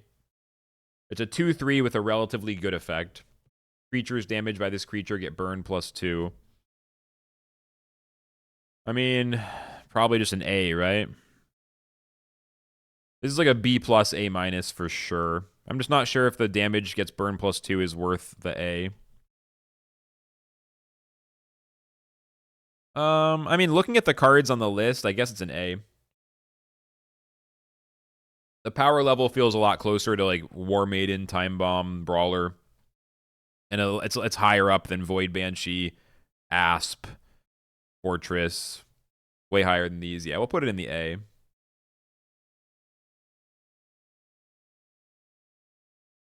Feels like 2-drops are hard to balance. They're either really good or really bad. Like, 2-drops seem tough to balance. Phase Crawler, 3/2 hidden. Hidden forever, not just for 1 turn. Only thing is, at 2 health, it's very vulnerable to all the mid-game AoE spells. But being hidden means that you're in control of the trading. Like, they can't trade into it with their 2/2 or some shit. I think it might just be a B because it's a 3/2. I think 2/3 hidden would be A. It just survives Carnage Sweep, the Mage one, Crystal Rain, and other like stuff like that. I feel like it's a B, but I could see some people saying it's an A.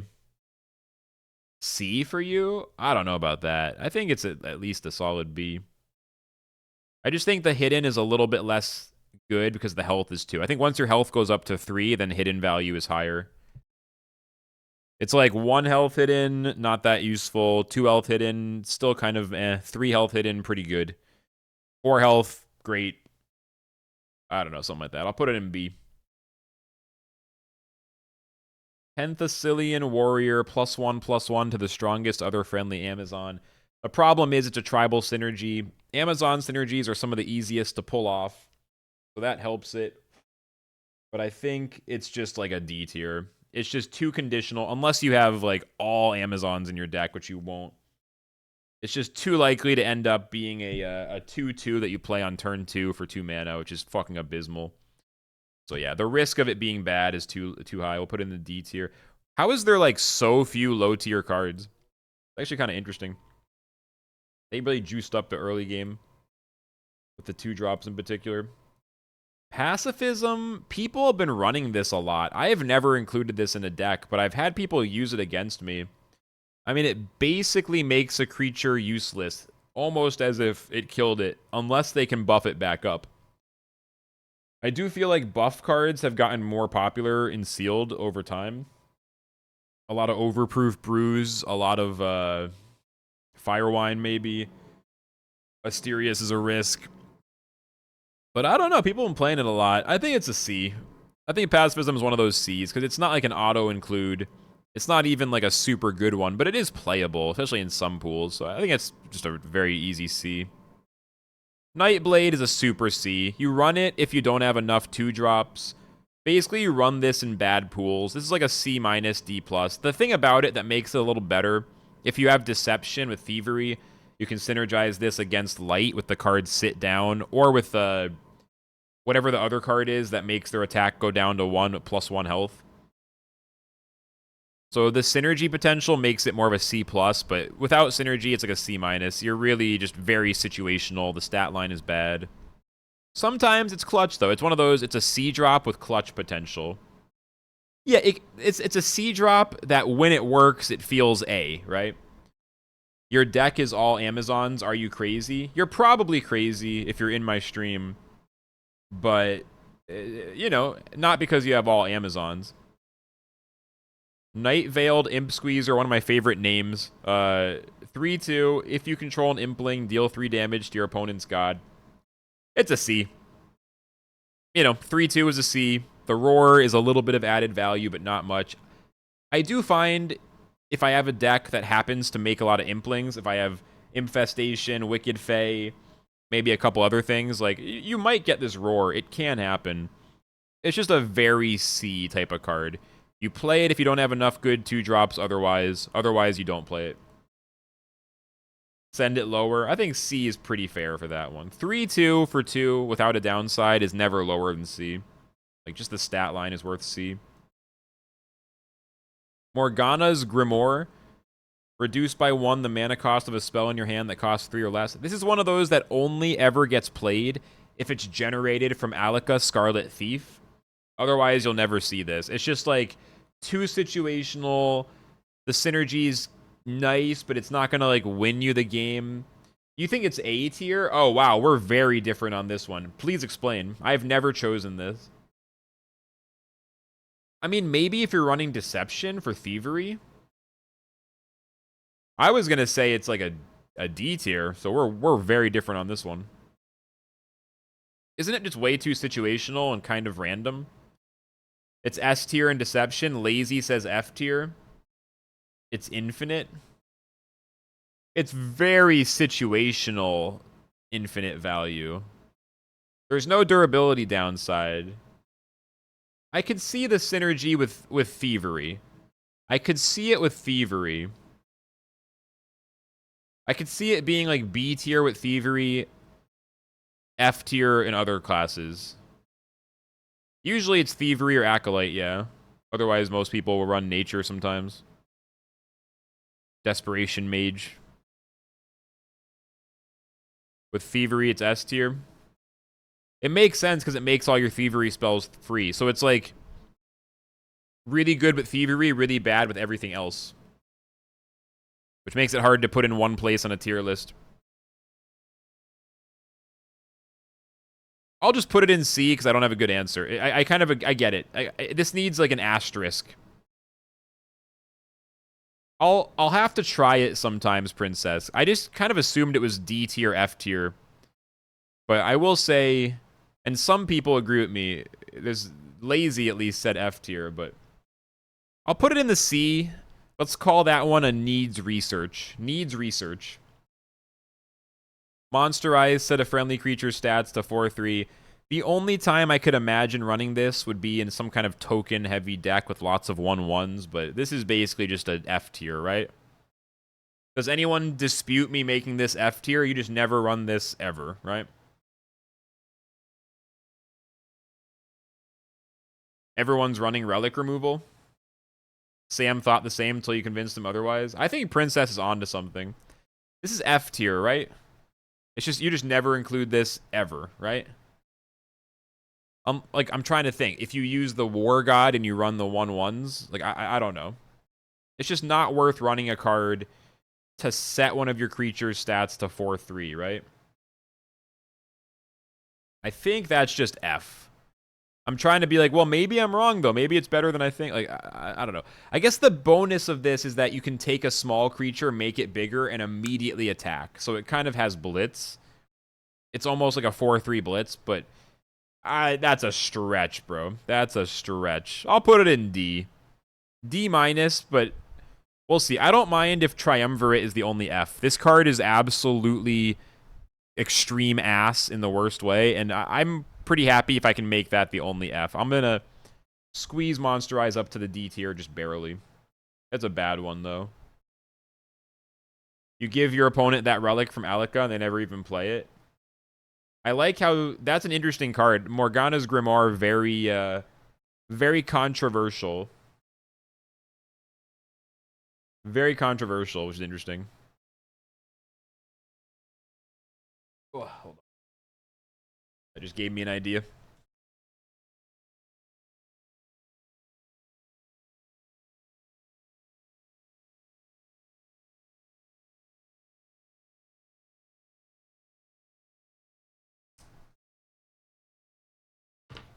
Okay. Metamorphosis. This is an interesting one. I don't usually play it, but I feel like it can be good if you use it on a creature that's almost dead. If you have a 5-drop or a 6-drop, and it's like down to 1 or 2 health, you can metamorphosize it and get a fresh creature. I think this is underrated, including by me. It's C tier, but maybe even B tier. I'm actually feeling like Metamorphosis... Oh, empowered cards. I believe you, Princess. I'm gonna try the Grimoire next time I have a pool that like enables it. I feel like this is a B tier that I have been overlooking. Like when I'm just kind of thinking about it in the context of the set. This feels like a B because you use it on a creature that's about to die. The only thing is it's useless if you're way behind on the board. Maybe a C. Maybe a C. It is really bad if you're like way behind or if you're kind of behind. Maybe it's a C, but I feel like Metamorphosis has some potential. I actually think it does. I think it has some potential. Mace of motherfucking Calling.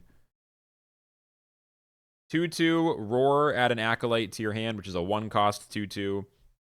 It's an A tier or it's an S tier. S feels a little bit over the top. Probably just an A+.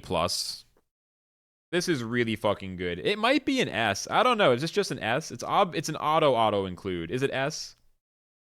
A 2-for-1 engine plus the Acolyte. This has strong potential to do a 3-for-1.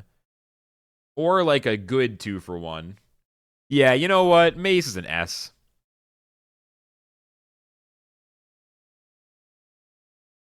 Mace is an S. Yeah, the fact that it generates a minion makes it an S. It's just...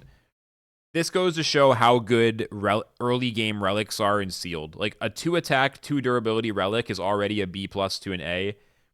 And then with a little upside, you're at A to S territory. It's one of those cards where I feel like it shouldn't be S. It's so simple. The numbers aren't big. It's not doing anything crazy, but it's just the value is there. It's just simple, unassuming, and strong as fuck. Yeah, I'll S tier that. Like a low-key S, you know? Low-key S tier. This card I never play. Living Container. Soulless, roar, destroy a friendly creature, afterlife, summon it from the void, give it +2/+2. I guess it's good again, like only if your creature is about to die, so you can basically revive it at full health, but this is so much slower and more awkward than Metamorphosis, and the problem is, if they transform it, you lose your creature, right? So Extortionist or Light's Levy or whatever else, and it's fucking gone. So this is probably F tier, isn't it? Does anyone want to defend this from the F tier? I'm feeling an F. Rare to get the card in sealed.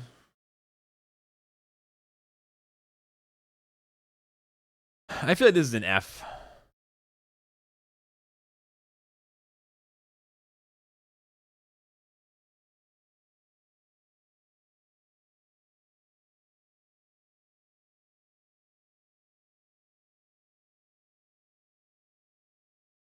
Next.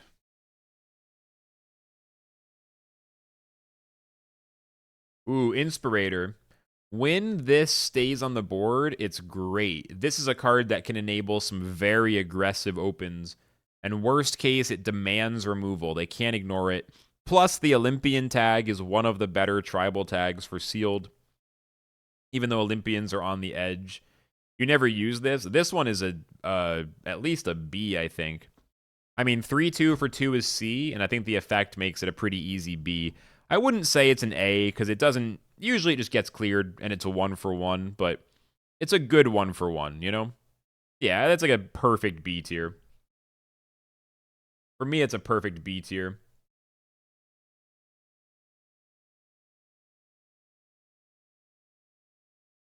Infernal Foot Soldier, give burn +1 to an enemy creature. 3/2. It's like a B-, pretty much same reason as Inspirator in terms of just it's a 3/2 with upside. The 1 burn on a creature is a very slow effect. It's like a light B- to a strong C+. It's still a 3/2 for 2, but that effect, in my experience, this effect seems like it's not that good, but it's actually better than you would think. It's better than you would think. Yeah, I don't know, Lazy. It sounds like you have a really aggressive style in sealed. I feel like I play it a little slower. But maybe what you're doing is better. I mean, it makes sense. The faster you play it, the more tickets you can farm. I don't feel like I play as aggressively as you do. I need a weapon. Pull a random relic from your deck. Give it +1/+1. I mean, does anyone ever run this? This just feels like a gut D tier. It's just kind of pointless, and you're probably not going to run it. It's low tempo. Even if you have something like Era's Runeblade, are you going to run this to pull it and then not play it until 8 mana? Like, you're waiting forever. Yeah, D or F tier. Like, you're spending 2 mana, but giving your relic +1/+1 is interesting. I could run it for the memes.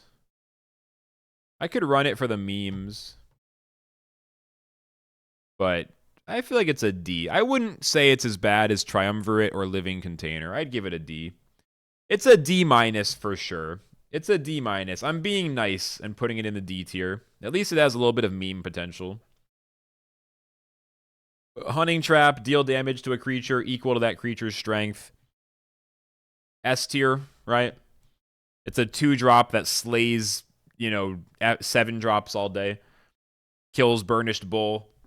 Kills all the 7/7s. Kills the Void Drakes. Kills the Pharaohs of Quorums, whatever that card's called. Quorum of Pharaohs Past. Good combo with Shiv. That's the thing. I feel like there are some decks. This feels like I Need a Weapon feels like it has untapped potential in some decks. I feel like. 3/2 Frontline. It's just the alternate to Shield Maiden, and this is exactly what I'm saying. 2/3 with Frontline is a B is an A tier. Excuse me. 3/2 with Frontline is a B tier. Like, Frontline just pushes it up 1 tier. 3/2 Vanilla is C. Frontline makes it B. 2/3 Vanilla is B, B-. Yeah, Frontline, it's A-. Like, that's just how that works. Nice and consistent. That's something I'm learning from doing these tier lists, even though I've just started doing them, is developing like a more consistent framework for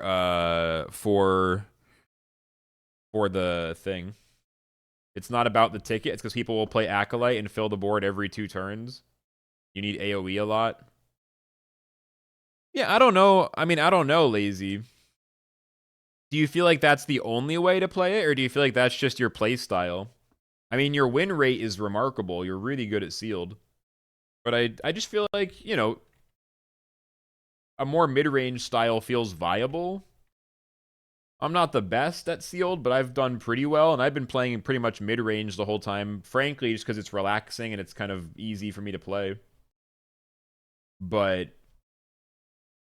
what you're describing is definitely a more aggressive play style. But I'm, like, curious about it. I'm just not...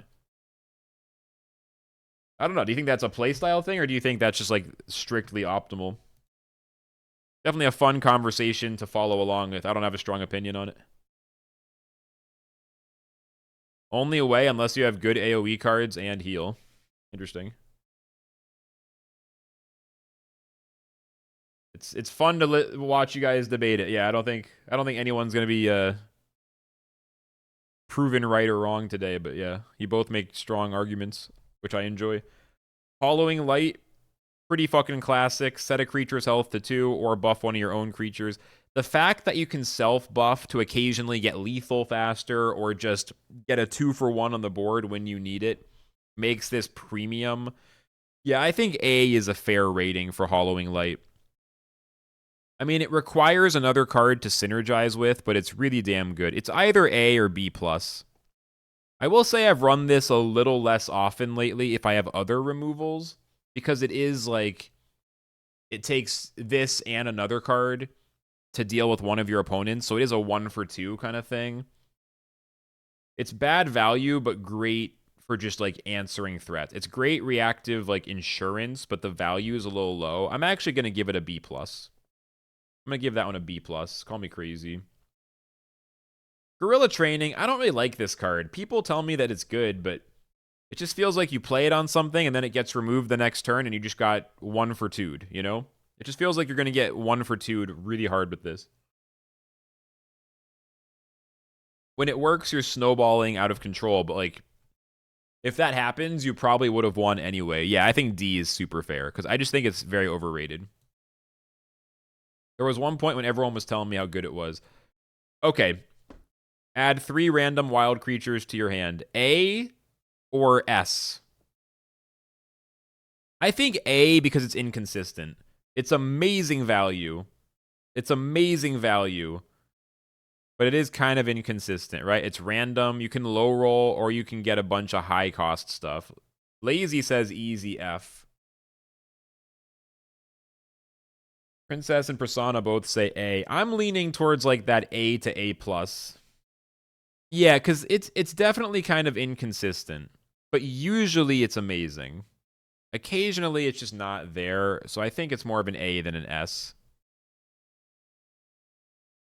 For me, that's more of an A than an S tier. Fucking amazing, though. No one is going to disagree with that, right? Yeah, I mean, 2 mana, get 3 cards is pretty insane. I could understand the argument for an S tier on that for sure. All right, so this is a reasonable 2/2. Roar, give +1/+1 to a friendly creature. You get to pick what it roars. You know, a classic from ranked aggro light decks. And it kind of works in sealed for the same way, since a lot of people are playing sealed pretty much with aggro light as much as they can, right? That's like the play style. The problem is, on an empty board, it's a 2/2 for 2, and that's absolutely terrible. You think it's an A? I was going to give it a C, to be honest, just because if you're already behind, or if you don't have creatures, it's so bad. If it enables a better trade that wasn't there before, it's fucking amazing. But if it's empty board, or if the +1/+1 doesn't, like, fix the board math, then it's kind of like, eh. Can't play solo, but a staple. I feel like this card is a little bit overrated. Felid Janissary.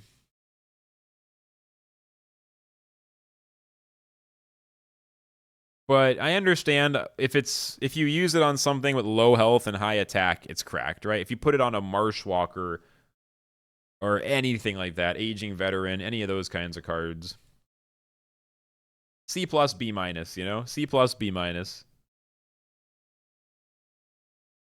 I'm leaning towards the C, to be honest. I know it's kind of a controversial take. I'm feeling the C. I just don't like 2-2 for 2 if I can avoid it. Everyone else says at least B. Like, if you go second and your draw is a little bit slow, this card is fucking terrible, you know? I think it's like a C plus B minus. I'm gonna put it in C, understanding that it's gonna be a little controversial. I'm gonna put it in C. Oops. Next up, the Fey Flame Blade. Just an A tier, right? I mean, 1/4 Blitz Twin Strike, confuse. It's just a lot of value for 2. You do take a lot of damage to your face using it. It's not very good later in the game. I mean, I could see an argument for an S tier, but I don't think I'd go that far. But I have a hard time putting it below A. You think C or D? I'm seeing D, C, D. That's your controversial take? Am I way off here? I mean, how can Shiv be good and Fey Flame Blade is bad? That doesn't make sense to me. This is kind of like, I mean, Shiv has flank, I guess. Too much face damage and sealed. Bella says A. I have a hard time giving this less than a B, that's for sure. But maybe I'm getting ahead of myself. It's not S tier. I don't know, man. I don't know how Shiv is. I mean, it costs 1 more than Shiv. But I'm not afraid of taking face damage too much. Unless, if I'm against a mage, maybe. Because then they're going to have a lot more burn. Against mage pools, it's probably worse. Yeah, the confusion is good. Shiv has God Blitz, and usually it's just going face. I mean, this can go face 1 turn later.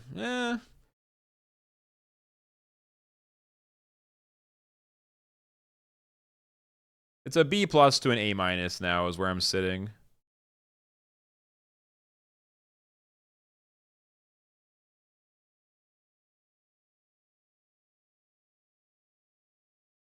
A B plus or an A minus. Good for taking out shield or knocking someone out. A D for you? Holy shit. Alright, I find that interesting. I'll put it in B. You do take a lot of face damage. I'll put it in B. I've been convinced. Maybe I was overexcited. I'll put it in B. A strong B, though. A strong B. This one's interesting. Enduring Shield. It's a little bit slow. But the value of giving Protect to your creatures is crazy. It's just a matter of tempo versus value, right? This feels like a solid B. I mean, it's pretty much an auto-include. This feels like another B plus to A minus. I don't know. Is this an A? I'll be honest, I'm not sure. It feels like this is a very strong card in Sealed. Like, you play this, next turn you play a creature, then you attack with Enduring Shield, now you have a protected creature. I think it's very much a B plus to A minus. It's an easy include, if not always. Like, the only time I wouldn't include this is if I had, like, I don't even know. When would I not include this? Multiple other relics? Yeah, that's an automatic inclusion. It makes your deck way better. It works for aggro and for slower decks. I think it's actually a pretty solid, like, A minus type of thing. It's just a little slow. It's just a little slow, but giving Protect to 2 different creatures is fucking crazy, and the 2-for-1 potential is pretty nuts, right? It's an A minus. Some of these cards are kind of tricky to rate, though. I'm not gonna lie. 2-drops are a little tough to measure or to rate. Igor Nobleborn, 2/1, give +2 strength to a friendly creature to end of turn. I mean, it can be really good sometimes, but it's one of those 1-for-2 type of things, right? You're buffing another creature to attack into something, which means you're probably trading it in, and then this will die pretty easily with 1 health. I mean, it can get you to lethal faster. I guess it's good for aggro. It's good for aggro a little bit. It feels like a C minus, you know? You have to kind of stretch to think about how it would be good. If it enables a good trade or it gets you to lethal faster, that's great, but it's a pretty small amount of value, and the tempo buff is a little bit inconsistent. It's just not consistently useful. That's like a C, C minus, maybe even a D, yeah. Okay, the Priest. After a creature is healed, this creature gets +1 health. Oh, baby, that's F. Just never play that ever. A conditional 2/3, basically. Yeah, I mean, no. Yeah, dies to ping, yeah. Yeah, I mean, listen, Nobleborn, let's put it in D. Let's put it in D tier. Let's be real. I'm adjusting. But yeah, Priest is an F. Underrated? Bro, there is no shot this is a B. I could be convinced to give it a D at absolute best, but you just never run this ever in any way, ever. I guess maybe if you had, like, what, Dagon in your deck or something? Alright, I'll give it a D. I'll give the Priest a D, fine. I won't throw it in the F tier. I won't make it sit next to Triumvirate Prophet. That's too rude. Don't think you've seen it before. This is Duragar Priest. 2/2 for 2. After a creature is healed, this creature gains +1 health. Oh, even when the opponent heals? If you use heal GP, I mean, I've lost to people using heal GP. That's the thing. It feels like you can almost do anything in sealed. Sometimes I think you can do anything. Like, you can run heal. I feel like part of sealed for me is trying to convince myself to do wackier and wackier stuff, because my win rate barely changes, it feels like. Alright, let's keep looking. Ooh, Devoted Follower.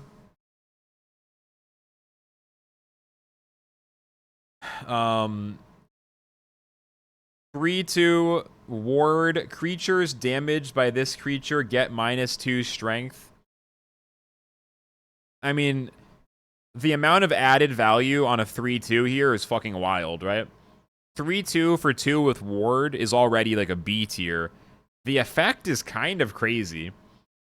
Sure, it's a lot of times it's just trading 1 for 1, so it doesn't matter, but against a bigger creature, that's pretty damn good. Yeah, I think it's a high B.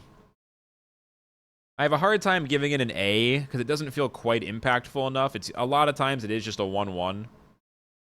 But yeah, Ward is great in sealed. It's a strong B. Yeah, Ward is very strong in sealed. We have to extend this image a little bit. We're running out of room. Transform.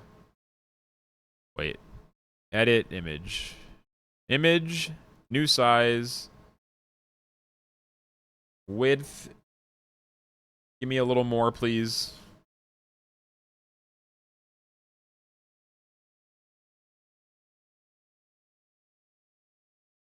Oh, no, I stretched it out. I did it wrong. Hold on. That's not right. Wait.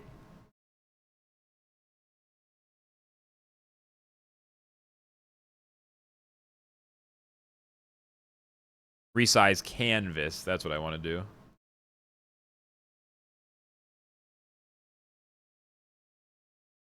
There we go. Easy. All right. Deuteria is a 1-drop. 1-drop, 1-drop. Oh, Dart Maniac. Easy A. This card is so fucking strong.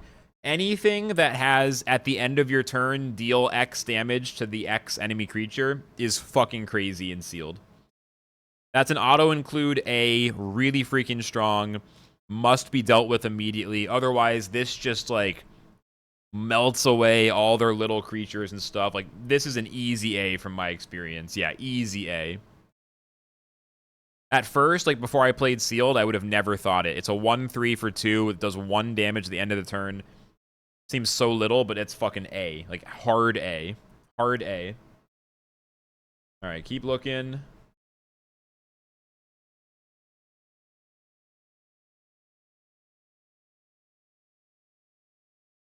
Chalice Priest. Backline 2, 1/4. Ability, set a creature's strength to 2. I've had people play this against me, and it does seem annoying at times.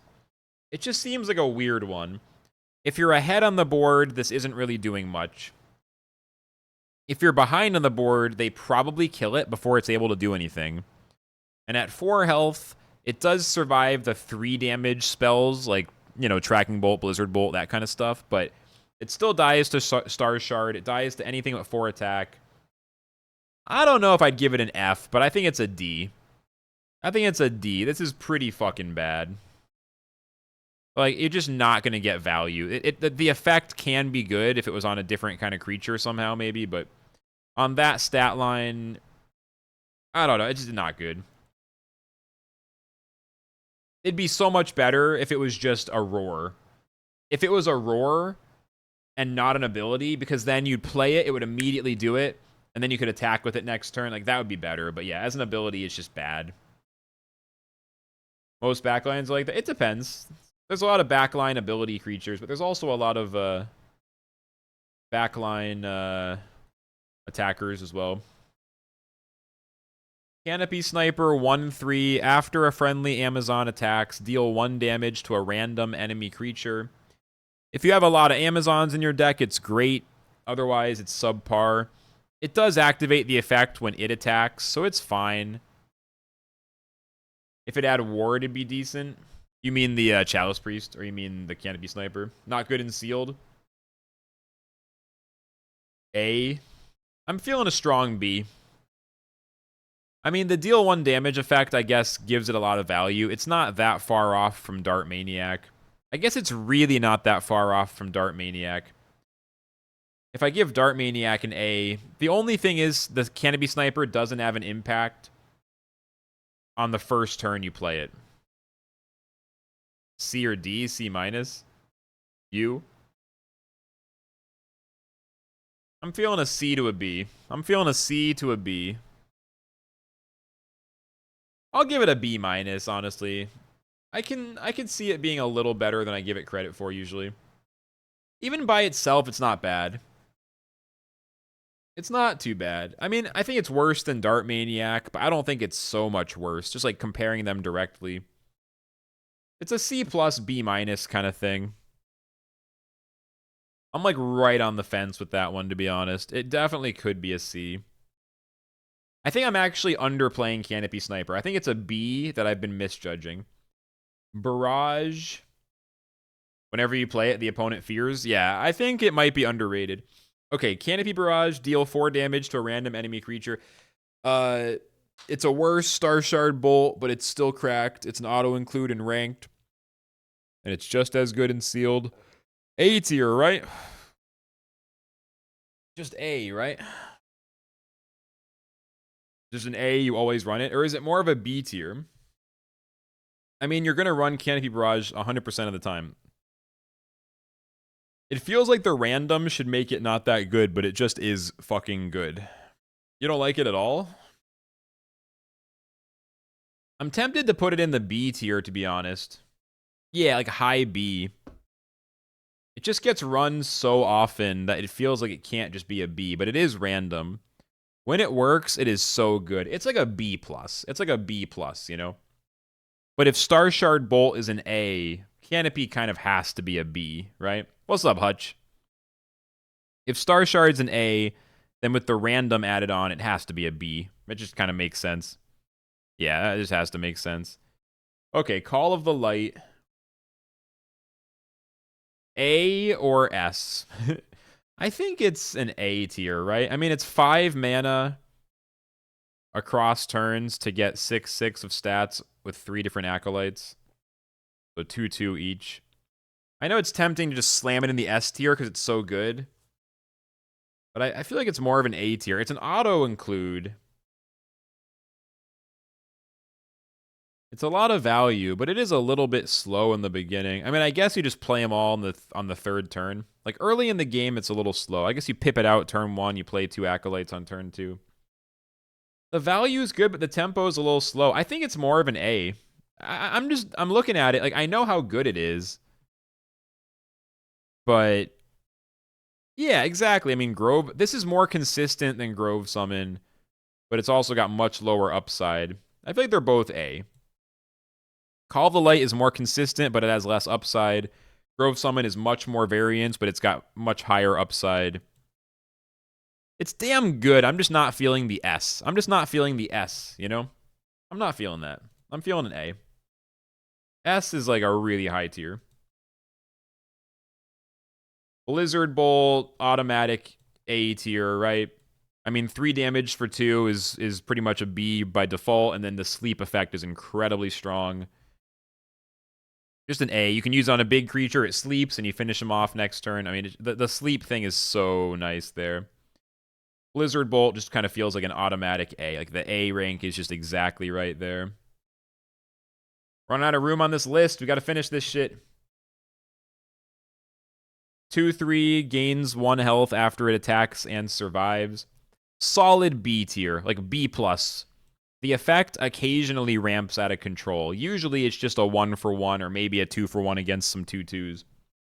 I mean, 2/3 is a B. This effect is good. It doesn't quite bump it up to an A for me, but it's a strong B+. It's a strong B+. Jaguar, 3/3 for 2, regen 1. It's an A. Obviously confused, but it's still an A. Maybe even... This is close to S tier, but I don't think I can quite put it there, because confusion is a pretty big pain in the ass. Black Jaguar just feels like one of those immediately A. 3/3 for 2 with regen 1 is fucking amazing, but confusion is certainly annoying. It is a 1-for-1 a lot of the times, but occasionally when that regen pops off, insane. Yeah, mid-range A. Yeah, that's a fair statement, I'd say. After this creature attacks a creature, draw a card for 2/2. Belligerent Warlock. It's much worse than the Renellin World Shaper, wherever I put that one, which I lost way over here, World Whisper. This one triggers by attacking a god. This one triggers by attacking a creature. The problem is, of course, as a 2/2, if you attack a creature, you usually die. So it's going to get a draw like once at best. I mean, this one feels like a D. This exact same concept, but attacking a god is a B. Maybe C to B, but this is just like a D+, C-. Lazy gives it a B. Maybe it's a C. The thing is, you can play it, trade it into a creature next turn, and get that draw. I don't know. I'll give it a C, maybe. Maybe I'm underestimating it a little bit. If I don't have enough good 2-drops, I think I can justify running Warlock, but it's not a priority. Maybe though. The problem is when it gets removed too easily, it's just sad. But it does cycle itself while trading into something. All right, I've been convinced to give it a C. I've convinced myself. Yeah, Ronellin's a B. Belligerent's a C. You'd put it with Felid? Hey, there it is.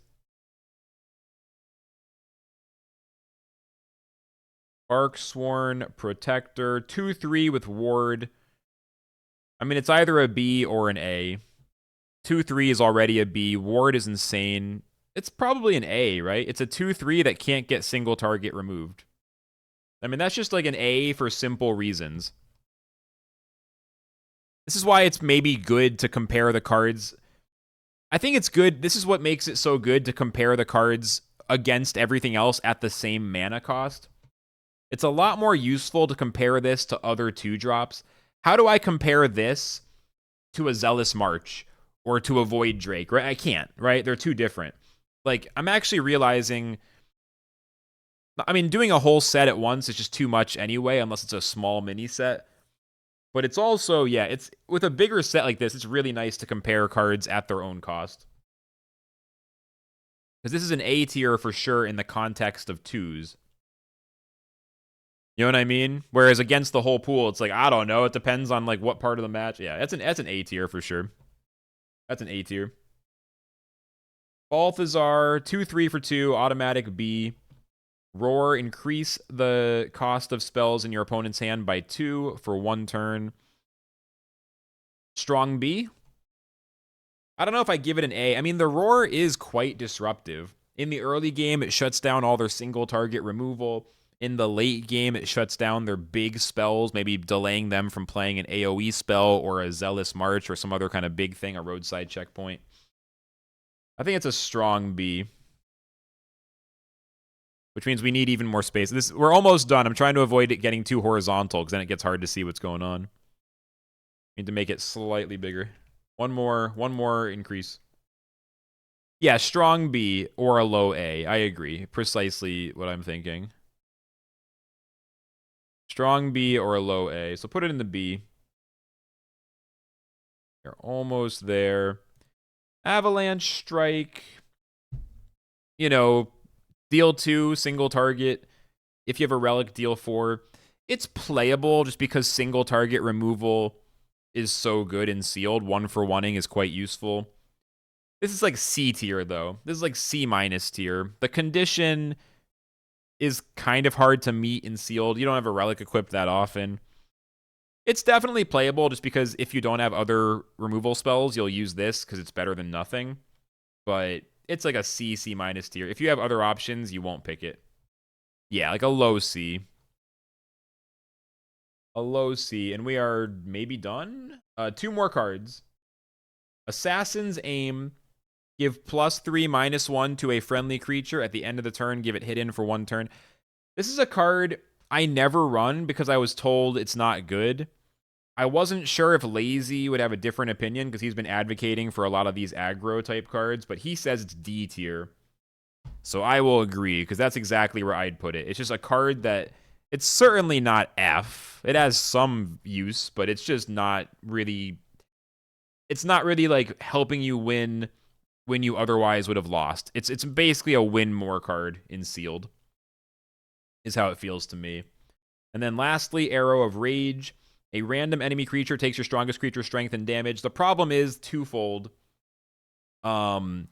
It's a random effect, and it uses your strongest creature's strength. So if you don't have creatures, this card is useless. If your creature isn't high strength, this card is pretty bad. Generally, the further ahead you are, the better this card is. This is another one that just feels like a very win more kind of removal. It helps you the most when you least need it. I mean, it feels like a low C. I wouldn't give it a D necessarily because it can be helpful, but it just feels like it's a low C.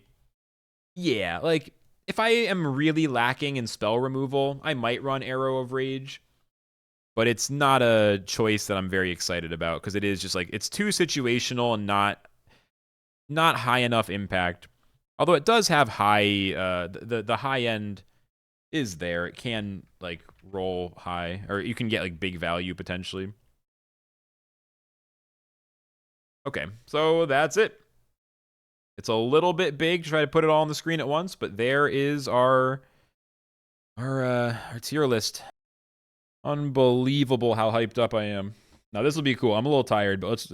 I'm down to do this. Don't mistake my fatigue for a lack of enthusiasm. Let's go. Sealed mode, core set, 3 drops, tier list. First card, anti-magic wards. Give ward to a creature in your hand. Add a mana lock to your opponent's mana gems. F. F. Starting off with an F. I'm on the wrong thing. Struggling. Okay, we got it. That's an F. It's just utterly unplayable. Someone correct me if I'm wrong. Next up, Aether Battle Scout. 5/2 flank for 3. 2 health on a 3-drop is just bad with no immediate impact. Yeah, starting off strong with the F, yeah. 5/2 for 3. I mean, flank is cool, but it's just a D, right? Because 2 health, like the 5 attack and the Aether tribal tag, neither of those are enough to offset the stat line, right? So Aether Battle Scout would be a D tier. Academy Pyromaniac. This is actually an interesting one. I need you guys' opinion on this. Frontline Award, Roar if you have 9 mana unlocked, gain +5/+5. I've seen people run it. Is this like a C tier? I mean, the stat line is really bad unless you have 9 mana. The Frontline Ward combo is useful for, keeping the board in a way that works for you and like not giving your opponents the trades that they want. It's just usually a 1/4 for 3, but Frontline Ward is kind of nutty. It's like a C drop, right? Yeah, because you usually don't go to 9, but it does happen. So having the option to save this for 9 is pretty good. I like this card, and it's kind of like Empower. It's almost like an Empower mechanic, but a little different. I like the if you have X mana unlocked, do something. I like that as a conditional effect. It's like a different form of, they do Mana Surge and they do Empower. This is just a little bit of a simpler application of that. But yeah, I like that, like, you know, different value at different stages of the game. It's cool card design. It is a C, though. Next up, Whisper Baron. Hidden, 2/3. After you summon a guild creature, this creature gains +1 strength. Any tribal synergies in Sealed are pretty much bad. With that said, Hidden 2/3 isn't the worst for 3. So, like, it's like a C- or a C, but I don't think it's like an F or anything. If you had a bunch of guild stuff, maybe, you know? I mean, 3/3, it's not even hidden for a turn, it's just hidden. Hidden is a very strong keyword. I don't really think I would run this very often. Intellectually, I feel like it's a C. Even though my gut is like wanting to drag it into the D. I feel like intellectually, at least, that's a C. I think so. That might be a bad call, but let's do that. Next up, Wandering Blacksmith, 3/3, Roar, reduce by 1 the mana cost of a relic in your hand. So 3/3 for 3 is interesting. It's unplayable with no effect. It's like a C- type of thing if the effect is bad. It's weird because 3/3 is like a C to C-, and then 3/4 is like A. That 1 point of health from 3 to 4 makes such a crazy difference. It's actually mind-blowing. If this is a 3/4, it might be an A. As a 3/3, it's like a C. With that said, reducing the cost of a relic, it doesn't happen that often, but it is great when it happens. So it's a C with, like, you know, if you have 2 relics in your deck, maybe you run it. You just don't want to run 3/3 for 3 if you can avoid it, though. You really don't. This 4/2, both players draw a card as a Roar and an Afterlife. It seems really bad. It seems like anything that gives you and your opponent the same amount of draw is always terrible and Sealed. I wouldn't give it an F. Maybe in a really desperate pool with like no early game and not enough 3-drops, maybe I would run it if I like had to play. I'd probably just retire that pool, but if I was forced to play it, maybe I'd run V-Rock. That's a D, though. Like, mutual draw, it just seems really bad. You help your opponent as much as you help yourself. So it's basically a 4/2. It just doesn't really make sense in the context of Sealed. Now, this is a good 3/3. After this creature attacks a god, gain a copy of the top card of your opponent's deck. If this survives for 1 turn and hits face, it's amazing. If it survives multiple turns, it wins you the game. So the upside is incredible. The downside is it's just 3/3 for 3 vanilla if you don't get the effect. Frontline can get in the way. But I think Vault Vagabond is a solid A. I include it 100% of the time because it's one of those cards where it's a mediocre card if it doesn't pop, but like when it gets its effect and like when it gets the upside, the value is so extreme. So I think that's a pretty easy A. It has huge upside. Valknir Outrider, 5/3 for 3.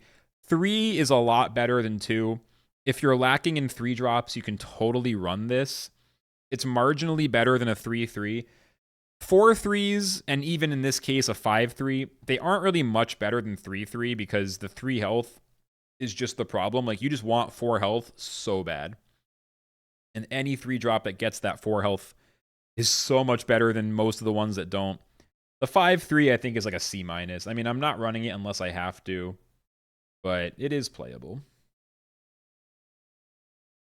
Ulfgar, Eater of Bears.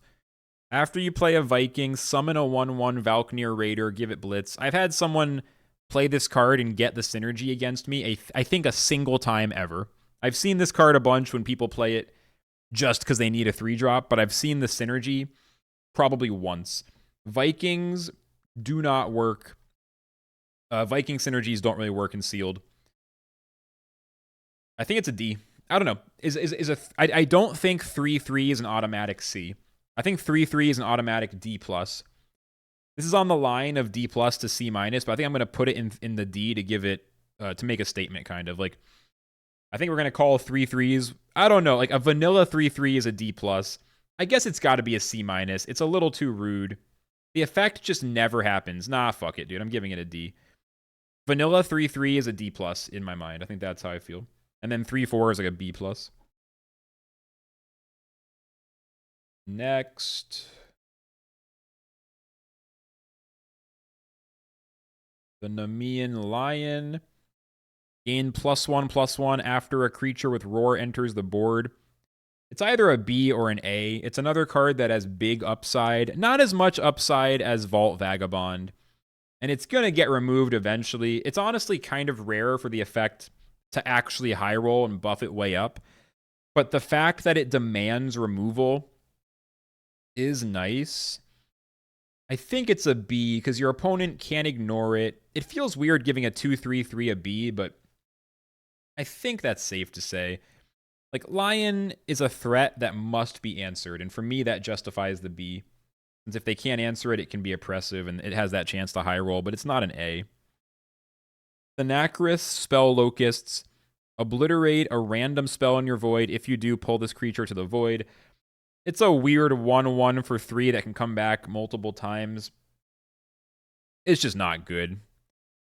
I mean, it's either a D or an F. I'd probably just put it in the F, to be honest. It's just not worth it. Like, ever. I can't ever imagine running that. I can't imagine ever running it, which means I guess it's an F. Artesian Talonus. This creature gains +1 strength for every 2 Olympians in your void, 2/4. Is 2/4 better than 3/3? I think yes. I think 2/4 is marginally better than 3/3 because it gets more 2-for-1s. And 2-for-1s in the early game are a big part of like how you want to play the early game.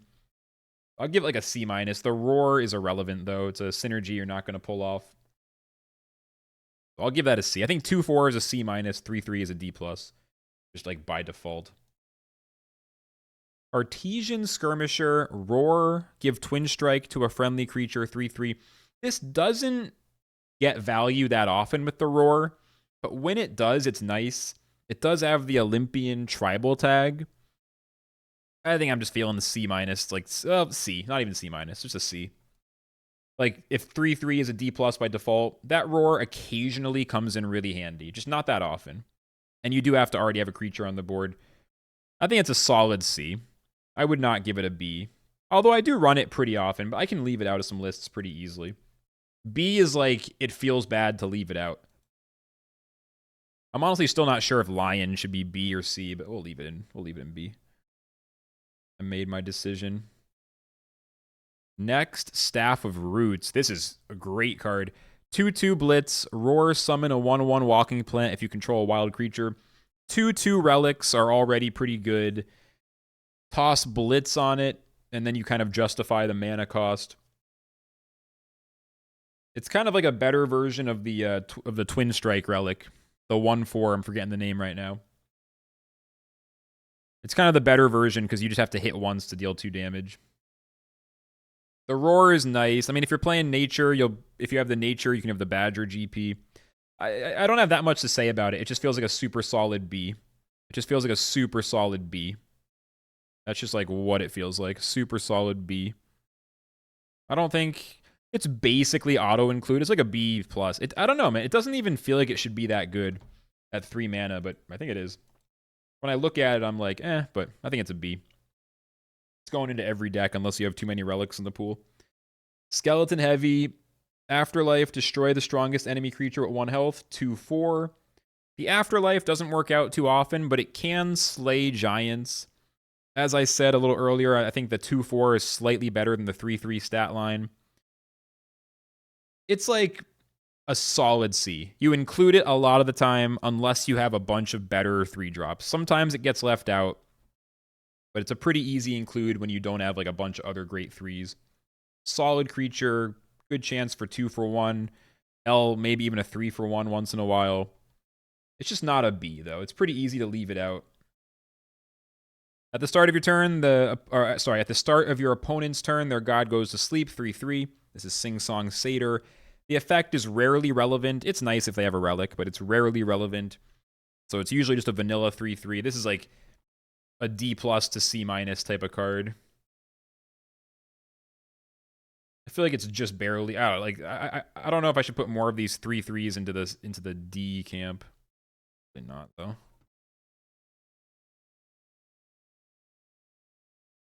Keep going. Signal Scouts. Mediocre draw. It's quite conditional. In order to get 2 draw for 3, there needs to be 2 injured creatures on the board. Yes, this can get you a huge draw now and then. It's just so conditional and so inconsistent. It's often not going to be possible for you to make sure you get value from it. I might run it out of desperation if I really think a deck needs draw, but it's pretty bad. It's a pretty easy D. Wouldn't give it an F because it does have some high roll potential. Shadow Paladin, 4/2 hidden for 3. Hidden covers up for the 2 health. This is a great card. I mean, it's just a great card. Hidden with a pretty good stat line considering it's hidden. It's a 1-for-1 engine, basically. It's a good 1-for-1er, or just to get that face damage. It is vulnerable to some AoE later in the game, but I think the hidden, it gives you such power in the early game, so it's got to be a B. Like, denying your opponent's ability to trade into it, and then getting to call the shots on what creatures are going to fight, that's pretty huge. Serene Blade stonks are rising. 0 attack, 3 durability. After you summon a creature, give it +1/+1 and ward, then remove 1 durability from this relic. Ward is so good in sealed. Like, ward is already pretty good in ranked. It's busted in sealed. Like, ward is really, really good keyword. And even at 3 mana, like, a lot of sealed matches, you have a slow turn somewhere, so you usually have time to play this. I guess it kind of sucks if you're already behind because you just don't have time to play it. But later in the game, you can play Serene Blade right into some creatures. It can also synergize with like multi-spawn stuff like Bladefly that gives you 3/2/2 tokens or anything like that. Call of the Light, giving you the Acolytes in your hand, like all that stuff. I wouldn't give it an S. It's a little bit slow. It's not that good if you're behind, but I think it's A because in a close match, it can pull you ahead. If you're slightly ahead, Serene Blade can get you into the winning position. And if you're behind in certain boards, especially when you have like 5-6 mana or more, it can even be really good then. Ward is just so strong. I'll A it. I'm not going to S it, but I'll A it. Screams in the Night. Draw 2 creatures. If one of them is a nether, draw a nether. I've seen people play this now and then. I don't know why. I mean, this just seems like an F to me. Am I crazy? This isn't Screams in the Night just F? Like, you should never play that under any circumstances. There's no way. I mean, maybe if you have enough nethers, but like, really? Like, I don't think so. I think I just give that an F. Maybe it's a D-. I'm just going to give it an F. I'm not afraid. Street Slinker. Just a stronger version of Shadow Paladin. Not only hidden, but it's also got backline. Same 4/2 stat line. And this has the Nether Tribe tag. Backline actually is a pretty big boost. This is probably A tier. Backline is really strong and sealed. It covers up for the 2 health.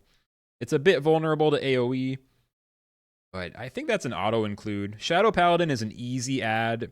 Ronellin Street Slinker, you're going to run it every single time, right? It's like a B+ to A-. I guess I'll put, it just sucks. It is literally stronger than Shadow Paladin. Shadow Paladin is a B- and Ronellin's like a B+. I feel weird putting them in the same tier, but it just doesn't feel right to make that an A. Doesn't feel right, we don't do it. Yeah, A, I agree. I think it's a bit much. River Jumper Captain, 1/4 ward, roar, gain 1 strength for each Amazon you control. It's a 2/4 ward for 3, which is automatically like C+ to B-. And then the opportunity for synergy. Amazon synergies are some of the easiest. Amazons and Wilds, probably the easiest, followed by Olympians, I think. And that, like, I feel like it's like Amazons and Wilds are the most viable, and then Olympians and Nethers, not that often, but sometimes it works out. It's a solid B in my book. I wouldn't quite give it the A because it is a synergy card, and even Amazon synergies are tough. I think B is okay. What is S tier by my standard? S tier means it's one of the best cards in its category. Easy A in your opinion? Okay, I don't know. I'm feeling the B. I mean, 2/4 ward is pretty damn cracked. I don't know. I don't get A vibes, but I do agree with you because 2/4 ward with upside is crazy. I just don't like tribal synergies that much. I feel like the upside is rarely realized. Almost unremovable. I hear you, and I do agree. I'm going to give it a B+. I'm just not feeling the A. But I appreciate the feedback. Good to see you, Zerma. Welcome in. Good job in the tournament, by the way. Nice performance. Hope you're doing well, bro. Yeah. This is definitely Flux's opinions or Flux's takes, and I'm sure there's going to be plenty of sus ones. So forgive me for the ones you disagree with here. Revivification. Heal your characters for 3. Summon 2 random 1-mana wild creatures. This card is a lot of value for 3, I feel like. This is a lot of value for 3. Healing all your characters for 3 is kind of nutty. The summon is just really variance heavy. It's really RNG. It's really RNG. I mean, you can get like double, 1/2s or some shit, 2/1s. Or you can get, Wild Hog ×2 or something. B max. See, here's where like I already can tell you're gonna cringe. I almost want to put it in the A, but I think the variance is way too high. It is. I always run Revivification. I think it's like a B to B-, realistically. In my heart, it's an A though. I love that card. It's just so fun when it works. Any kind of AoE heal is so satisfying to pull off. Okay, next. Prophet of Doom. So 2/4 for 3, automatic C tier. Roar, increase the cost of 6 and 7 mana spells in your opponent's hand by 1. It's reasonable, but I think it's definitely a C. I don't think this is a B. A for you, Persona. I think that's going way above what I would do. If it was creatures and spells, I might give it a B. When it works, it's epic. I just think it's quite inconsistent. The Olympian tag is nice. It's all nice. Maybe it's a C+, but I don't know. It's definitely a card I'm not afraid to leave out of my deck. I'm not afraid to leave that out. I used to like this card, but I accept it. 4C2 on a 3/3 body for 3, Prescient Spellbinder. It's just not enough. It is Mystic. It doesn't really matter. It's a C tier. It's just, if you don't have like any good 3-drops, you might run it. It's like a C-. Of all the 4C cards at 3 mana, this one just doesn't really hit. It just doesn't really, it's just not the right one. There's a lot of good 4C, but that's not really it. Oops. Okay, Phase Touch Golem, 3/3 ward. Roar, give ward to another Atlantean. You're usually not going to get the synergy, but 3/3 for 3 with ward is at least a C+, probably a B, right? Because ward is just so good. It's like a C+ to a B-. I just don't like 3/3 for 3. 3/3 for 3 just isn't it. It's like such like an awkward, like you can get 2/2 for 1, and then you can get 3/3 for 3. You know what I mean? But the ward does protect it against all the early game single target stuff. I don't know. I mean, it's probably a B-. Ward is so strong. It's probably B- because it has the ward. I'm not sure. I might be overrating it. Yeah, it's definitely worse than River Jumper. Yeah. But like, I give this like a B- and this like a B+. This might be like a C+. I'll give it a, I don't know. I'll give it a B. I'll give it some respect. Like a B-. There's a lot of edge cases that are like hard to decide. Okay. 3/3 once per turn. Parthian Recruiter. Once per turn, summon a 2/2 Acolyte after a character is healed. One time I got like 3 of these in the same deck and other healing synergies, ran the heal GP and got 7 wins with ease. But usually this is D tier because you're never going to activate the effect. This is D tier because it just, normally you just don't get the synergy, but in certain pools it might be runnable. Maybe it's like too harsh to give it a D, but it's usually a D. With rare exceptions, I think. Oni's interesting. 0/3 ward. After you play a card, this creature gets +1 strength, and your weakest creature gains ward. The ward stuff is nice. The strength ramping is nice. The opponent can't ignore it. The problem is, if you play it in the early game, it's a 0/3 or maybe a 1/3, and it gets killed so easily. It's definitely more awkward in sealed than it is in ranked. I think it's like a B minus. Like, it does demand the opponent to answer. It does give ward to stuff, which can be cool, but it gives your weakest creatures ward. It's pretty hard to get like a lot of ward out of that. It's just like it's an odd card. It's like a B minus. Like, it's good, but it's not like A or S good. I don't know. It's good, but I feel like it's a B. It's a B. This is B. It's a B for sure. I mean, I'm including it pretty much every time I get it. It's just usually like it's usually not going to high roll. Yeah, exactly. It's the not playing it on curve is definitely a drawback. I'd give it a B. I mean, I'm usually going to run it. It's just a little tricky to get the value. Definitely got to pilot it correctly. Okay. Can this be an S tier? Nah, that's probably getting too excited, right? This is easily A, though. Maybe, I might put this in S. I might just be feeling it. Mire, Bloodworm, Frontline, heal this creature for the damage it deals. Sometimes it gets answered and it's not a big deal, which is why it probably shouldn't be S. It should probably be A. But man, the potential for this to stonewall your opponent is huge. B, this is definitely an A. This is definitely an A in my book. I'm including this every single time immediately. If you have any buffs in your deck, it's even better. I just got to give that an A. I love Mire Bloodworm. Yeah, maybe A minus. Maybe A minus, but man, that card, it helps enough. Sometimes it low rolls and just gets answered. Not low, like your opponent answers it and it's like a low roll, but like even if it just gets mid value and sits on the board for a turn or two, it definitely stops your opponent from doing what they want to do. It's got to be an A. Militant Theist, 2/3. Roar, target a creature. If it's yours, +1/+1. If not, -1/-1. A, B, or A. I mean, this is just very, very good in ranked for aggro decks and very, very good in sealed for the same reason.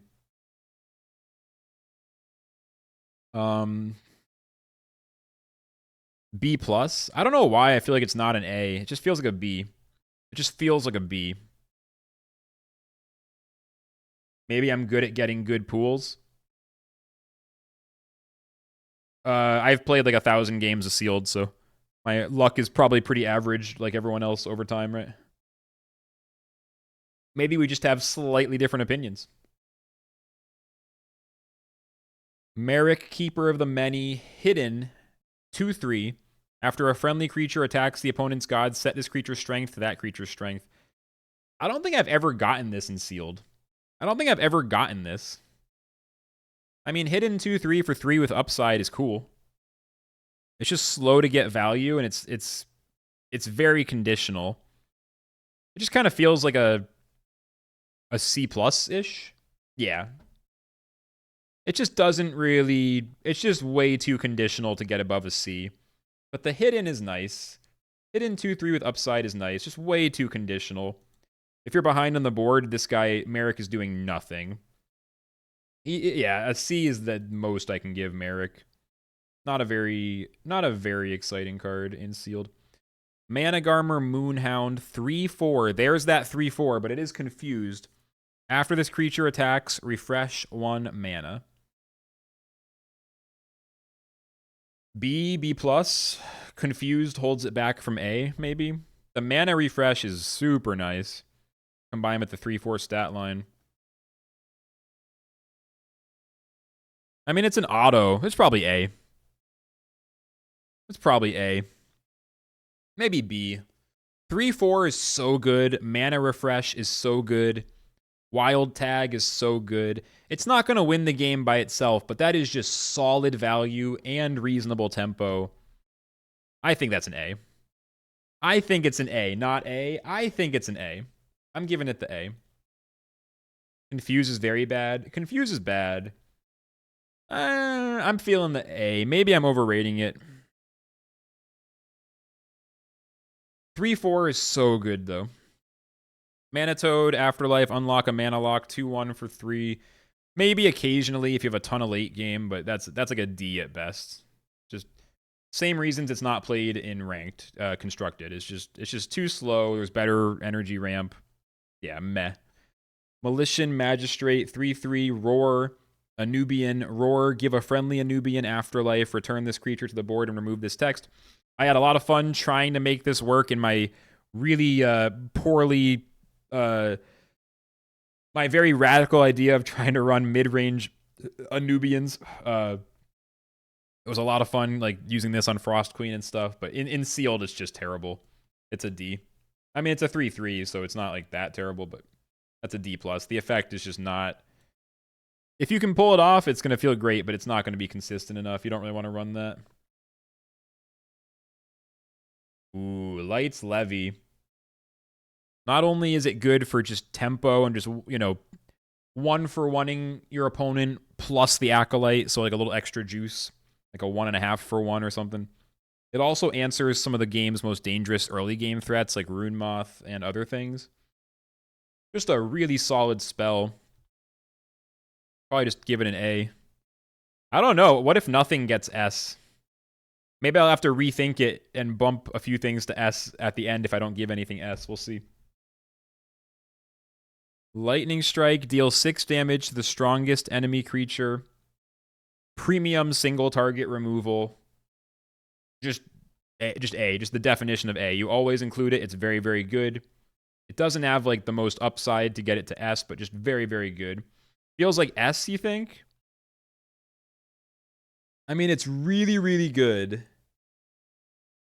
Is it an S? It is really good. That's an S candidate. I don't know. I'm like waiting. I feel like something's going to jump out at me. Otherwise, we'll bump something up to S. Maybe Lightning Strike. Maybe, I don't know. Maybe Vault Vagabond. It wins games. I don't know. Lightning Strike, probably. We'll think about it. Librarian. I mean, I thought about S for Lights Levy, but sometimes it's a dead card in your hand, so I don't know. I mean, what is an S tier 3 drop? What does that mean? Maybe it is Lightning Strike. Okay, Librarian's Prayer, 4C6, draw a card. Really good for certain kinds of constructed combo decks. In Sealed, you don't really need to 4C6. Like, paying 3 just to draw 1. Pretty rough. Probably a D tier. I don't know. I mean, I'm curious if anyone thinks it's better than it just feels like one of those I'm never running it. It's a D tier. 4C6 is just rarely useful enough. Maybe if you're really trying to get something out of the deck. I don't know what it would be. If there's some card you really want to find as many matches as possible, maybe you'd run that. Jinxblade Dualist at the end of each turn. 4/2 Guild. At the end of each turn, give +1 health to this creature if your opponent controls a creature. I've had Dualist be a real pain in the ass for me. It's basically a 4/3 when you first play it, and it grows from there. Problem is, all they need, if they have any creature above, 3 attack or up, then you're getting traded into immediately. It has good upside potential. It's one of those where it feels like it's going to just die too easily, but in practice, it definitely high rolls sometimes. Or, I keep saying high roll, but I should probably say it differently. It definitely, like, it has a lot of potential, like, to do a lot of work. If you have Frontline to protect it or anything like that, then it's huge. Or some sleep or something. I think it's a B. I think Jinxblade Dualist is a B. Quite good, a bit situational, but a lot of potential, especially comboed with Frontlines.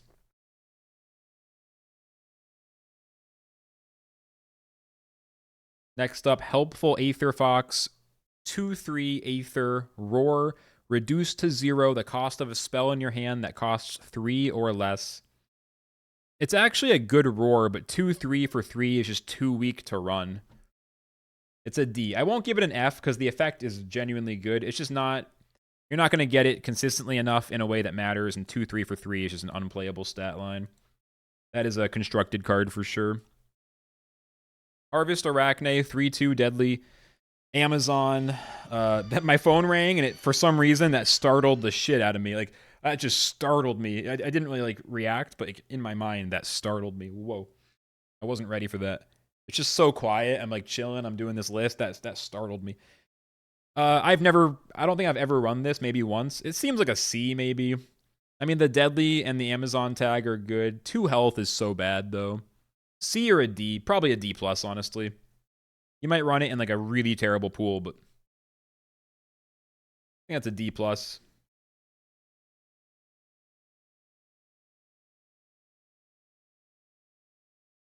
Jursemi, Roar and Afterlife, regen +1 to each other friendly creature. This to me is a very playable 3/3 for 3. Regen +1 can immediately have that impact. You play it, and if you have, like, it basically says heal all your creatures for 1 at the end of the turn, and then it continues to do that in the future. I mean, it's good, but I don't feel like it deserves a B. It feels like a solid C+. I mean, I'm not going to run it every time, but I'm definitely running it most of the time. It's like a C+. Maybe it's a little too harsh. It's good. It's just, it's a, you know, occasionally it's really helpful. A lot of the times, not so much. Fickle Cambion, a 3/3 for 3. Nether, after your god takes damage, this creature gains +1/+1. This feels like another C. 3/3 with upside. I mean, if you can trigger it yourself, maybe you can get a lot of value. Your opponent is usually going to 1-for-1 it somehow. We're going to need more room for 3-drops. Yeah, no, not as good in sealed. I mean, it's not even that good in ranked these days. Not even that good in ranked these days. Aggro zombies are kind of bad these days, unfortunately. Either that or I couldn't make it happen. I need to increase my width here. You have way too many C's to fit them all in right now. All right, keep going.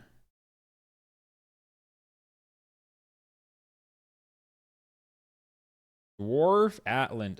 One of my favorite 3-drops, and I don't really know why.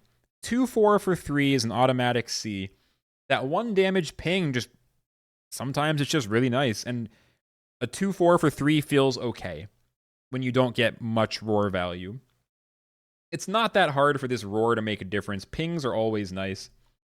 I like it a lot, but I can't really justify putting it in the B tier, can I? It's more of a C. I'm going to play favorites and put it in B, honestly. Don't at me. I'm going to put it in B because I love Dwarf Atlant. I love it. I have love for that card. And then Dune Cavalry, here we go. Technically, it's an Anubian, but really it's a vanilla 3/4. The tribe tag doesn't really matter in sealed. And a 3/4 is a B+, I guess, right? Like 3/4 is so good to me. And this is why Mana Garmer got an A, because a 3/4 with no effect, I know it's confused. Maybe it's too high. But a 3/4 with no effect is a B+. Like 3/4 for 3. It's so weird how 3/3 for 3 is like a C- and 3/4 for 3 is like a B+, but it just is how it is. Okay.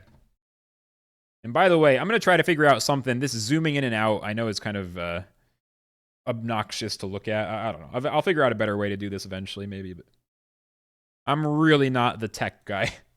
I get by, but I'm not the tech guy. I'm not the best. I'm okay with computers. But yeah, okay. Dreaming Scepter, a relic, 0 attack, 2 durability. Ability, destroy a creature with 3 or less health, then remove 1 durability from this relic. I mean, it's a 2-for-1, basically guaranteed. You can damage a creature down to 3 health and then kill it. I think this is a solid B. I mean, I used to rate it lower, but it's a 2-for-1. Pretty much guaranteed. Oh, this is C right here. Oh, no, I said B, though. Yeah, it's a B. Because 2-for-1s and sealed are really good, and this can also kill big creatures if you can just chip them down to 3, and then this can finish them off. Then your opponent can be sitting there with an empty board, staring at your scepter, and not really having any play that doesn't just get killed. Dionysian Drunk, 3/3 Olympian. Switch the strength and health of a creature. Easy B tier. That effect is very helpful sometimes. The effect is super, super helpful.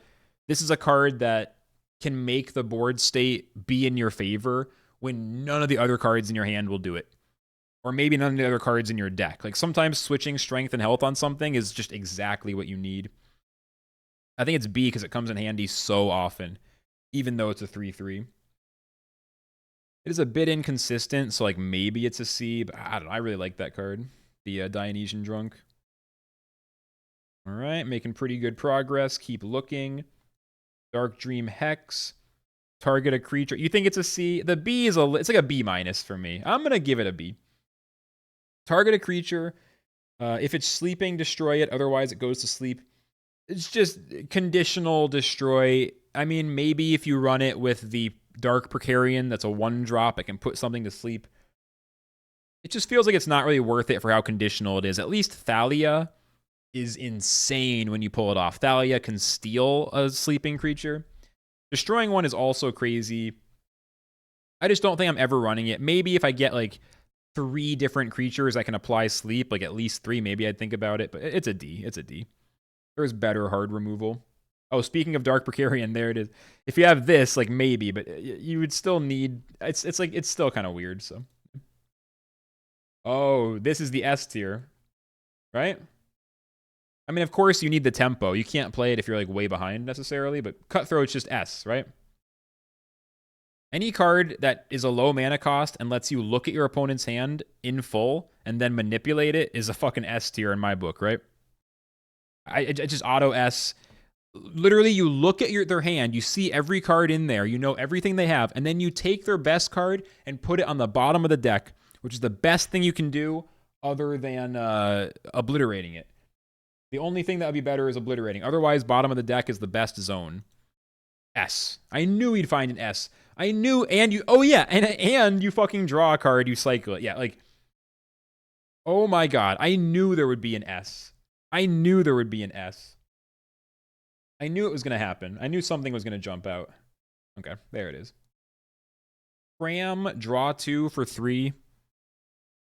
I mean, it doesn't really get played, but I feel like it's a little underrated. I feel like draw in general is slightly underrated in sealed. More for later in the game. Like, you want to play this on, like, turn 5 or later so you can play something else and not completely lose your tempo. I know it's controversial, but I'm going to give it, like, a C-. I think it's actually more playable. I think draw 2 for 3 is, like, somewhat playable. If you don't get better draw. Maybe I'm being fucking ridiculous. Yeah, if you get some mana reduction stuff or any other kind of mana ramp, that can help. Although I put the Fox in the D tier, to be fair. Combat Medic just feels like a super C, right? 3/3, heal your god for 2. It's a very mid effect. Oops. You might run it now and then, but it's certainly not that good. Oh, here's another S tier. I knew we'd get some S tiers. Corralis Rune Moth. Backline 0/3. At the end of your turn, add a random rune to your hand and reduce its cost to 0. It's good in ranked. It's even better in sealed. This is one of those early game drops where if your opponent cannot answer it immediately, every single turn this stays on the board, your chance of winning is just going up very fast. Like, this wins games. Pip, turn 2, Moth, no answer. They never come back. Like I mean, usually you play it on turn 3 so you can get the board going. But yeah, it's unbelievably S. S plus. Yeah, put it like up higher as S plus. See, I knew we would get some S tier. I knew the S was coming. Lightning is definitely A compared to Rune Moth, you know? Rune Moth, even more than Cutthroat, is like the best 3-drop in sealed. I think that's true. Yeah, Rune Moth's the best 3-drop. Okay, keep going. Bronze Servant. 3/3 Anubian. Remove 2 durability from your opponent's relic. Listen, removing durability is nice when it works out, but this is a C-, like a weak C-, because it is a 3/3 for 3. That roar, I mean, it's just not, like, you just can't really run relic removal in sealed. You might occasionally pull off some relic removal. I'm putting it in the, I'll give it C. I'll give it C. Nah, fuck it, dude. It goes in the D. I don't think I've ever picked Bronze Servant. Like, maybe once. Bronze Servant is an absolute last resort. It's a D+. I'm not even giving it the C. I need 3/3s to at least do something somewhat consistently or some kind of upside. The relic thing is nice. It's just too rare. I'm giving it a D. Maybe controversial, but I'm doing it. I don't give a shit. Bronze Servant. It was cool when it was in the Sanctum, but now Bronze Servant's just not cool anymore. She's changed. She used to be cool, but she's changed. Okay, Bright Mage is the good version of Combat Medic. 3/3 Mystic Ward. Roar, heal a friendly character for 2. I mean, if I gave, what was it? If I gave the Phase Touched Golem a B, this needs to be a B+ to an A. It's really, really good. Isn't this an A? I feel like I'm underestimating how good this is. The heal is nice. The ward is amazing. The stat line is not that good, but it's, like, passable. That's a B+ or an A-. I think it's a B+, and I probably just overrated the Phase Touched Golem, honestly. That's a B plus. Yeah, I can't quite justify the A. It just doesn't make sense. Bloodguard, 3/2 Afterlife, Summon 2, 1/1 Battle Thralls, Viking. B. Just instantly a B. It's basically a 5/4 for 3, which is insanity, but it is spread out a little bit. So the 1/1s can definitely get cleared pretty easy. Like either this or the tokens from the Afterlife. Like one of those two probably gets cleared pretty easy, but it's still a ton of value. That's just a solid B drop in my book. B tier.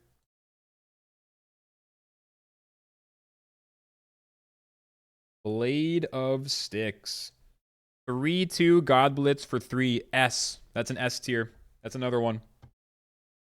Iconic war card, setting the power level of relics, kind of like defining, like the top end of a 3-drop relic.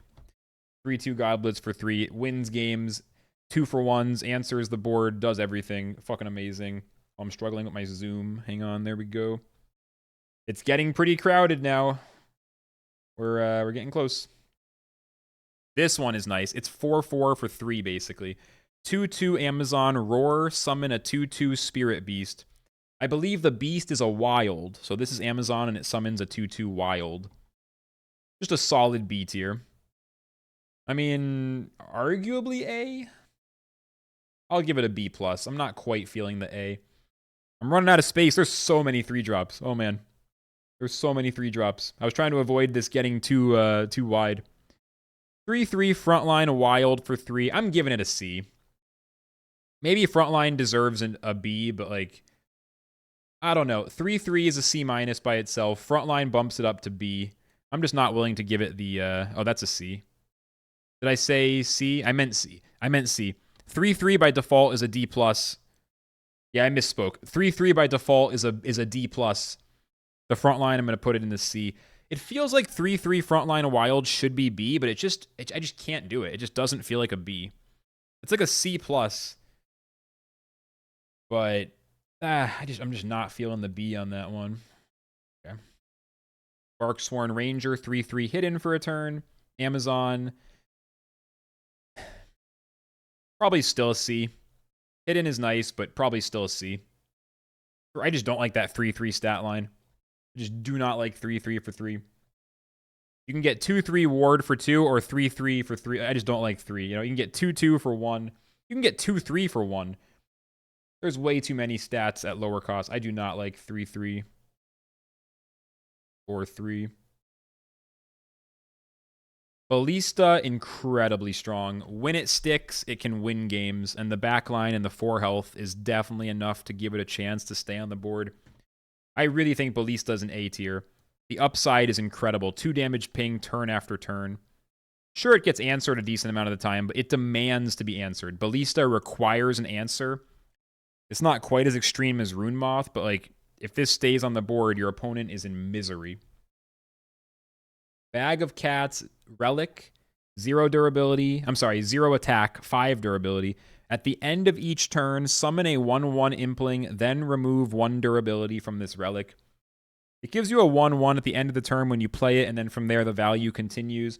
It's basically 5/5 for 3. Easy A. I'm feeling more of a B.